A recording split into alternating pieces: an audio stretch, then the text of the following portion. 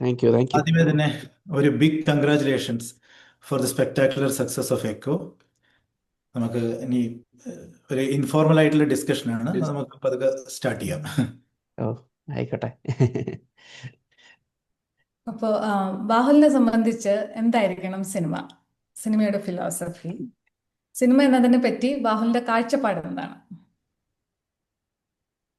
ആ ചോദ്യത്തിന്റെ റിവേഴ്സിൽ തന്നെ ഉണ്ടെന്ന് തോന്നുന്നു ഉത്തരം.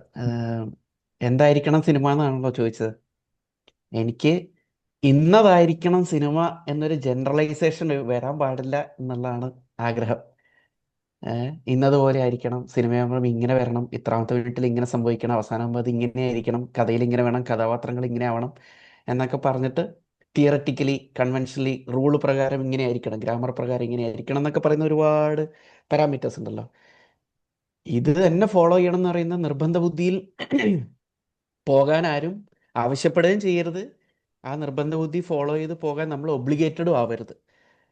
അതൊന്നുമില്ലാതെ, ഒരു കൂസലും ഇല്ലാതെ, ഒരു ഇൻഡിപെൻഡന്റ് എക്സ്പ്രഷൻ പോലെ തോന്നിയ പോലെ എല്ലാവരും അവരവർക്ക് തോന്നിയ പോലെ ഇത് ശരിയോ തെറ്റോ നല്ലതോ മോശമോ എന്ന് എനിക്ക് അറിഞ്ഞൂടാ, എനിക്കിത് ചെയ്യാൻ ഇഷ്ടമുണ്ട്, എനിക്ക് ഇങ്ങനെ ചെയ്യാൻ ആഗ്രഹമുണ്ട്, ഞാൻ ഇങ്ങനെ ചെയ്തു നോക്കട്ടെ എന്നുള്ള രീതിയിലുള്ളൊരു ഇൻഡിവിജ്വൽ ഇൻഡിപെൻഡന്റ് ഒറിജിനൽ എക്സ്പ്രഷൻ നടത്തുന്ന ഒരു പരിപാടി ആയിരിക്കണം മറ്റേത് ഇൻഡിപെൻഡന്റ് ആർട്ടിൻ്റെയും പോലെ. ലൈക്ക് ഒരു ആർട്ടിസ്റ്റ് ചിത്രം വരയ്ക്കുന്ന ഒരാൾ, എല്ലാവരും അതിൻ്റെ റൂളുകൾ ഫോളോ ചെയ്ത് ചെയ്യുന്നവരുണ്ടാവുമായിരിക്കാം, മത്സരങ്ങൾക്കൊക്കെ പങ്കെടുക്കുന്നവർ. ബട്ട് പോപ്പുലർ ആർട്ടിസ്റ്റുകൾക്കൊക്കെ അവരുടെ എക്സ്പ്രഷൻ പോലെ അവർക്ക് തോന്നുന്ന രീതിയിലാണല്ലോ ഒരു ചിത്രം വരയ്ക്കുക.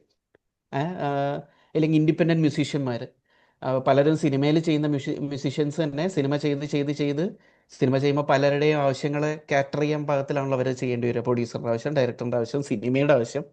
അപ്പോൾ ഇതിങ്ങനെ ചെയ്ത് അതിൻ്റെ ഒരു സാച്ചുറേഷനിൽ എത്തുമ്പോൾ പലപ്പോഴും ഇങ്ങനെ കാണാറുണ്ട്, അവരുടെ ഒറിജിനൽ വോയിസ് പുറത്തേക്ക് എടുക്കാൻ വേണ്ടിയിട്ട് ഒരു ഇൻഡിപെൻഡൻറ്റ് മ്യൂസിക് ചെയ്യുക എന്ന് പറയുന്ന പരിപാടി. അപ്പോൾ ആ ഒരു വെൻഡിങ് ഔട്ട് ഉണ്ടല്ലോ, ഒരു ഇൻഡിപെൻഡൻറ്റ് എക്സ്പ്രഷൻ എന്ന് പറയുന്നത്, അത് നടക്കുന്ന രീതിയിലായിരിക്കണം സിനിമ എന്നുള്ള രീതിയിലാണ് ആഗ്രഹം. ഞാൻ ഒരു സ്ഥലത്ത് സംസാരിക്കേണ്ടി വന്നപ്പോൾ, സിനിമയായിട്ട് ബന്ധപ്പെട്ട് സംസാരിക്കേണ്ടി വന്നപ്പോൾ പറഞ്ഞൊരു ഉദാഹരണം ഉണ്ടായിരുന്നു. എൻ്റെ മോള് ഇപ്പോൾ 4 വയസ്സാവുന്നു, ഏപ്രിലിൽ 4 വയസ്സാവും. അപ്പോൾ മോളിങ്ങനെ ഏതെങ്കിലും മറ്റേ കളറിംഗ് ബുക്കിൽ കളർ ചെയ്തുകൊണ്ടിരിക്കുമ്പോൾ ഒരിക്കൽ ഒരു പഴത്തിൻ്റെ ചിത്രത്തിന് ബനാനയ്ക്ക് പിങ്ക് കളർ കൊടുത്തുകൊണ്ടിരിക്കുക. അപ്പോൾ ഞാൻ ചോദിച്ചു, അത് പിങ്ക് അല്ല, യെല്ലോ കൊടുക്കുക എന്ന് പറഞ്ഞു. അല്ലല്ല, പിങ്ക്. ഇച്ചു എന്നാണ് മോളുടെ പേര്. ഇച്ചു പറഞ്ഞു, ഇല്ല പിങ്ക്, ഇച്ചുവിന് പിങ്ക് ആണ് ഇഷ്ടം, എനിക്ക് പിങ്ക് ബനാന മതി എന്ന് പറഞ്ഞിട്ട് പിങ്ക് കളർ കൊടുക്കുന്നില്ല. അപ്പോൾ അവൾ ഹാപ്പിയാണ്, അതിൽ പിങ്ക് കളർ ബനാനയ്ക്ക് പിങ്ക് കളർ കൊടുത്തിട്ട് അത് കാണുന്നതിലാണ് അവൾക്ക് ഹാപ്പി. അല്ലാതെ പുള്ളിക്കാരി ഇതിലൊന്നും ബോധേഡല്ല, ഇതിൻ്റെ ഗ്രാമറുകൾ ബോധേഡല്ല, പഴത്തിൻ്റെ കളർ മഞ്ഞയാണ് എന്നുള്ള യൂണിവേഴ്സത്തിൽ തത്വത്തിൽ ബോധേഡല്ല, അതിനിടയിൽ കദളിപ്പഴം എന്ന് പറയുന്ന വേറൊരു സംഗതി ഉണ്ട് എന്നുള്ളത് അവൾ ബോധേഡല്ല. അവൾ പ്യൂർലി എക്സ്പ്രസിങ് ആണ്. പിന്നെ ഈ പറഞ്ഞവര് എനിക്ക് ഈ കുറച്ചൊരു തർക്കുത്തരവിസ്റ്റിക് ആറ്റിറ്റ്യൂഡ് ഉണ്ട്. അത് ആരെങ്കിലും ഇത് ഇങ്ങനെ ചെയ്യണം, ഇങ്ങനെ ചെയ്യാൻ പാടുള്ളൂ എന്ന് പറഞ്ഞു കഴിഞ്ഞാൽ അതെന്താ ഇങ്ങനെ ചെയ്താല് എന്ന് ചോദിക്കണൊരു പരിപാടിയുണ്ട്. ഇപ്പം എൻ്റെ കല്യാണം കൊറോണ സമയത്തായിരുന്നു, 2020 കർക്കിടക മാസത്തിലാണ് നടന്നത്. അത് ഈ പറഞ്ഞ വരികയാണ്, ആരോ ഇങ്ങനെ എപ്പോൾ വേണം എന്ന് പറയുന്ന രീതിയിൽ വളരെ മിനിമലാണ്, വലിയ ഫംഗ്ഷനും കാര്യങ്ങളായിട്ടൊന്നുമില്ല. അപ്പോൾ എല്ലാവരും വട്ടം കൂടി ഇരുന്ന് സംസാരിക്കുമ്പോൾ ഡേറ്റ് ആലോചിക്കുമല്ലോ, ഡേറ്റ് അപ്പോൾ ഈ ഡേറ്റിന് ശേഷം വയ്ക്കാം, അത് പിന്നെ കർക്കിടകമല്ലേ, കർക്കിടകത്തിൽ വേണ്ട, അത് ഇത്രയും കൂടെ കഴിയട്ടെ എന്നാൽ ചിങ്ങാവുമല്ലോ എന്നൊക്കെ പറഞ്ഞു. കർക്കിടകത്തിൽ എന്താ പ്രശ്നം, കർക്കിടകത്തിൽ ഇങ്ങനത്തെ പരിപാടിയാണ്, എന്നാൽ പിന്നെ കർക്കിടകത്തിൽ തന്നെ മതി എന്ന് പറഞ്ഞിട്ട് കർക്കിടകത്തിലായിരുന്നു എൻ്റെ കല്യാണമൊക്കെ കഴിച്ചത്. 5 കൊല്ലമായിട്ടും പ്രത്യേകിച്ച് യാതൊരു കുഴപ്പവും ഇതുവരെ സംഭവിച്ചിട്ടില്ല. പെട്ടെന്ന് ഓർമ്മയിലേക്ക് വരുന്നത് വെച്ചാൽ എൻ്റെ ബ്രദറിൻലോയുടെ ഒരു മാരേജ് അലയൻസ് ഫിക്സ് ചെയ്യാൻ വേണ്ടിയിട്ട് ഇന്നലെ ചെറിയൊരു ഒരു ഗെറ്റ് ടുഗദർ ഉണ്ടായിരുന്നു. അപ്പോൾ അതിൻ്റെ കാര്യങ്ങൾ ഇങ്ങനെ കുറേ പേര് ഇങ്ങനെ കർക്കിടകത്തിൻ്റെ കാര്യമൊക്കെ പറഞ്ഞപ്പോൾ എൻ്റെ വൈഫ് ചിഞ്ചു അവിടെ നിന്ന് പറഞ്ഞാൽ, കർക്കിടകത്തിന് എന്താ കുഴപ്പം, ഞങ്ങളുടെ കല്യാണം കർക്കിടകത്തിലായിരുന്നല്ലോ എന്ന് പറയുകയും ചെയ്തിരുന്നു. അപ്പോൾ എന്ന് പറയുന്നത് തന്നെ ഒരു രീതിയിലുള്ള ജനറലൈസേഷൻ ഉണ്ടാവാൻ പാടില്ല. ഇപ്പോൾ ഷൂട്ടിങ്ങിൻ്റെ കാര്യത്തിലാണെങ്കിൽ പോലും അങ്ങനെ കേട്ടോ. ഇപ്പോൾ ഏതെങ്കിലും ഒരു മൊമെന്റ് വരുമ്പോൾ ഇതിന് ഇങ്ങനെ ഒരു ക്ലോസ് വേണ്ട, ഇതിന് ഇമ്പോർട്ടൻ്റ് ഡയലോഗ് അല്ലേ എന്ന് പറഞ്ഞിട്ട് പലരും ചോദിക്കാനും പറയാനും വരും. അതെന്തിനാ വേണ്ട, വേണ്ട, ക്ലോസ് വെക്കേണ്ട ഒരു ഷോട്ടാണെന്ന് നമുക്ക് നമ്മുടെ ഇതിൻ്റെ ഒരു തത്വശാസ്ത്രം വെച്ചിട്ട് നമുക്ക് ഉള്ളിൻ്റെ ഉള്ളിൽ തോന്നുന്നുണ്ടെങ്കിൽ അതൊരു ക്ലീശയാണ്. നമ്മുടെ ഉള്ളിൽ ആ ഒരു അതിൻ്റെ പേർപ്പസ് അറിയാതെയാണ് ആൾക്കാർ പോലും അത് ക്ലോസ് വേണോ വേണ്ടയോ എന്നുള്ള കാര്യങ്ങളിലൊക്കെ ആലോചിക്കുക. അത് സിനിമയിൽ കണ്ട് ശീലിച്ച രീതി അതായതുകൊണ്ട് മാത്രമാണ്. അപ്പോൾ അങ്ങനെ ആരെങ്കിലും ചോദിക്കുമ്പോൾ ഒറ്റ സെക്കൻഡിൽ ആണോ അതാണോ അതിൻ്റെ രീതി, എന്നാൽ അത് വേണ്ട, എന്നാൽ വൈഡ് വെക്കാം, ആ ഡയലോഗ് വൈഡിൽ മാത്രം മതി എന്ന് തീരുമാനിക്കുന്നിടത്ത് അതിനൊരു വ്യക്തിത്വം ഉണ്ടാവും. ആ ഷോട്ടിനോ അല്ലെങ്കിൽ ആ പറഞ്ഞ ഡയലോഗിനോ ഒരു കണ്ടന്റിന് ഒരു വ്യക്തിത്വം ഉണ്ടാവും. നമ്മുടെ മാത്രം പടത്തിൻ്റെ ഒരു ഒറിജിനൽ സെറ്റിങ്സിൽ, ഒറിജിനൽ മിലിയുവിൽ ബിലോങ് ചെയ്യുന്ന ഒരു ഒറിജിനൽ ഷോട്ട് ഒറിജിനൽ മൊമെന്റുമായിട്ട് അത് മാറും. സിമിലർലി വൈഡ് വേണ്ടടുത്ത് ക്ലോസ് വയ്ക്കുക, ക്ലോസ് വേണ്ടടുത്ത് വൈഡ് വയ്ക്കുക, ഈ ത്രില്ലിംഗ് മ്യൂസിക് വേണ്ടടുത്ത് വെറും മെലഡി വെക്കുക. ഇങ്ങനെയൊക്കെ ഇപ്പോൾ ഒന്നും വേണ്ട. ഇപ്പോൾ ആനിമൽ എന്ന് പറയുന്ന സിനിമയിൽ ഹിന്ദി ആനിമൽ സന്ദീപ് റെഡ്ഡി വാങ്കയുടെ അതിലൊക്കെ നോക്കിക്കഴിഞ്ഞാൽ അറിയാലോ, അതിൽ ഭയങ്കര വയലൻസ് വരുന്ന സമയത്തൊക്കെ ഭയങ്കര ഒരു താരാട്ട് പാട്ട് പോലത്തെ മെലഡീസ് വരും. അവസാനം ഈ രണ്ട് ബ്രദേഴ്സും തമ്മിൽ മരണം മല്ലയുദ്ധം നടക്കുന്ന സമയത്തും ഭയങ്കര സ്വീറ്റ് ആയിട്ടുള്ളൊരു മ്യൂസിക്കാണ്. എന്ന് പറഞ്ഞാൽ ഇപ്പം ഞങ്ങൾ മ്യൂസിക്കിൽ എക്കോലും അങ്ങനെ കുറേ കാര്യങ്ങൾ ചെയ്തിട്ടുണ്ട്. അപ്പോൾ അവസാനം സന്ദീപിൻ്റെ ഒരു ഒരു കുറച്ച് സ്ട്രെയിഞ്ച് ആയിട്ടുള്ള അല്ലെങ്കിൽ കുറച്ച് ക്രൂരമായിട്ടുള്ള ഒരു മുഖം പുറത്തു വരുന്ന സമയത്തും അതിന് ശേഷം നിന്നെ ഒന്നും ഞാൻ തിരിഞ്ഞു നോക്കൂലടാ, ഞാൻ എൻ്റെ മനസ്സ് കല്ലായതാണ്, സെൻറ്റിമെൻറ്റ്സ് എൻ്റെ നിന്ന് പ്രതീക്ഷിക്കേണ്ടെന്ന് പറഞ്ഞിട്ട് മരിക്കാൻ പോകുന്നവനെ മരിക്കാൻ വിട്ടുകൊടുത്തിട്ട് അവൻ കൂളായിട്ട് നടന്നു പോയി കുളിക്കുകയൊക്കെ ചെയ്യുന്ന സീക്വൻസിലെ മ്യൂസിക് ഇനി കാണുകയാണെങ്കിൽ നിങ്ങളൊന്ന് ശ്രദ്ധിച്ചു നോക്കൂ. ഭയങ്കര സ്വീറ്റ് ആയിട്ടുള്ളൊരു മ്യൂസിക്കാണ്. അപ്പോൾ ഒരു വില്ലത്തരം കാണിക്കുമ്പോൾ ആ വില്ലത്തരത്തിനെ എൻഹാൻസ് ചെയ്യുന്ന അല്ലെങ്കിൽ അത് റീഇൻഫോഴ്സ് ചെയ്യുന്ന രീതിയിലുള്ള ഒരു ത്രില്ലിംഗ് മ്യൂസിക് അല്ലെങ്കിൽ ഒരു ക്രൂരമായിട്ടുള്ള ഒരു മ്യൂസിക്, ഒരു ബോൾഡ് ആയിട്ടുള്ള ഒരു മ്യൂസിക് കൊടുക്കാതെ അതിൻ്റെ നേരെ കോൺട്രാസ്റ്റ് പ്ലേ ചെയ്ത് കഴിഞ്ഞാൽ അതിലൊരു അഡീഷണൽ ഇൻട്രസ്റ്റ് വരും. Why is this like this എന്ന് പറയുന്നൊരു ചോദ്യം ഓഡിയൻസിൻ്റെയും സബ് കോൺഷ്യസ്ലി ഫീൽ ആവും. അതായിരിക്കും ഫ്രഷ്നെസ് ജനറേറ്റ് ചെയ്യുക. അല്ലെങ്കിൽ ഒറിജിനാലിറ്റിയോ ഇതിനെന്തോ ഒറിജിനലായിട്ട് തോന്നുന്നു, അല്ലെങ്കിൽ ഒറിജിനലായിട്ട് പോട്ടെ ഇതിനെന്തോ ഒരു വ്യക്തിത്വം അവർ ശ്രമിച്ചിട്ടുണ്ട് എന്ന് പറയുന്നൊരു ഫീല് തോന്നും. അപ്പോൾ ഈ പറഞ്ഞ പോലെ എല്ലാവരും ചോദ്യത്തിലേക്ക് വരികയാണെങ്കിൽ ഇന്നതായിരിക്കണം സിനിമ എന്നുള്ളൊരു ജനറലൈസേഷൻ പാടില്ല. എല്ലാവരും അവരവരുടെ ഒരു വ്യക്തിത്വം എക്സ്പ്രസ് ചെയ്യാനുള്ള ഒരു മീഡിയമായിട്ട് ഒരു സ്വാതന്ത്ര്യത്തോടു കൂടി സിനിമയെ കണ്ടു കഴിഞ്ഞാൽ ഓരോ സിനിമയും ഒറിജിനൽ അവരവരുടേതായ രീതിയിൽ ഒറിജിനൽ ആയിരിക്കുകയും ചെയ്യും. അതിനൊരു സ്റ്റാൻഡ് അലോൺ ഇൻഡിവിജ്വാലിറ്റി ഉണ്ടാവുകയും ചെയ്യും. അങ്ങനെ ആവണം എന്നൊക്കെയാണ് ആഗ്രഹം. അൺഫോർച്ചുനേറ്റ്ലി അത് അധികം നടക്കാറില്ല, പക്ഷെ അതിനുവേണ്ടി ഇപ്പോൾ ട്രൈ. ശ്രമിക്കാറാണ്. അല്ല, കൺവെൻഷണൽ ടെംപ്ലേറ്റിൽ നിന്ന് മാറി ചിന്തിക്കുക. അത് അതെ. അടുത്തതായിട്ട് നമുക്കറിയാനുള്ളത്, ഇപ്പോൾ ബാഹുലി ഒരു സിനിമയിലേക്ക് എത്തിപ്പെടുന്ന സമയത്ത് അതൊരു തീമായിട്ടാണോ അതോ ഒരു പ്ലോട്ടാണോ അതോ എന്തെങ്കിലും ഒരു കഥയുടെ തന്തു എന്തെങ്കിലും അത് എങ്ങനെയാണ് അവിടത്തേക്ക് എത്തിപ്പെടുന്നതാണ്? അതിലും എനിക്ക് അങ്ങനെ ജനറലൈസ്ഡ് ആയിട്ടൊരു രീതിയില്ല. ഓരോ ഈ മൂന്ന് കഥയുടെ കേസിൽ ഓരോന്നിലും ഓരോന്നാണ് സംഭവിച്ചിരിക്കണേ. കിഷ്കിന്ധയുടെ കാണ്ഡത്തിൽ ഒരു ക്യാരക്ടറിൻ്റെ എന്തോ ഒരു ഐഡിയ തോട്ടാണ് മനസ്സിലേക്ക് വന്നത്. ഒരു പ്രായമുള്ള ഒരാൾ, ഞാനിങ്ങനെ എന്താണ് വളരെ ഒബ്ജക്റ്റീവ് ആയിട്ടുള്ള മറുപടി ഞാൻ മനഃപൂർവ്വം പറയാതിരിക്കുന്നതാണ് കേട്ടോ. കാരണം ഈ സിനിമയായിട്ട് ബന്ധപ്പെട്ടിട്ട് അല്ലെങ്കിൽ ഈ മൂന്ന് വർക്കുകളായിട്ട് ബന്ധപ്പെട്ടിട്ട് ഇങ്ങനെ കുറേ സംസാരിക്കേണ്ടി വന്നപ്പോഴൊക്കെ ഒരേ രീതിയിലുള്ള ചോദ്യങ്ങളും ഉത്തരങ്ങളും ആയി പോകാതിരിക്കാൻ വേണ്ടി ഞാൻ കോൺഷ്യസ്ലി ശ്രമിക്കാറുണ്ട്. അപ്പോൾ അഡീഷണലി എന്തെങ്കിലും നുറുങ്ങുകൾ ആഡ് ഓൺസ് കേൾക്കുന്നവർക്ക് പുതിയ മുന്നേ വേറെ ഏതെങ്കിലും ഇൻ്റർവ്യൂസിൽ കണ്ടിട്ടില്ലാത്ത എന്തെങ്കിലും ടേക്ക് അവേ കിട്ടുമോ ഇല്ലയോ എന്നുള്ള രീതിയിൽ ഞാൻ ട്രൈ ചെയ്യുന്നതാണ് കേട്ടോ. ഓക്കെ, അപ്പോൾ കിഷ്കിന്ധയിലേക്ക് വരികയാണെങ്കിൽ ഈ ഒരു പ്രായമുള്ള ഒരു ക്യാരക്ടർ, അയാൾക്കൊരു മറവി രോഗമുണ്ട്.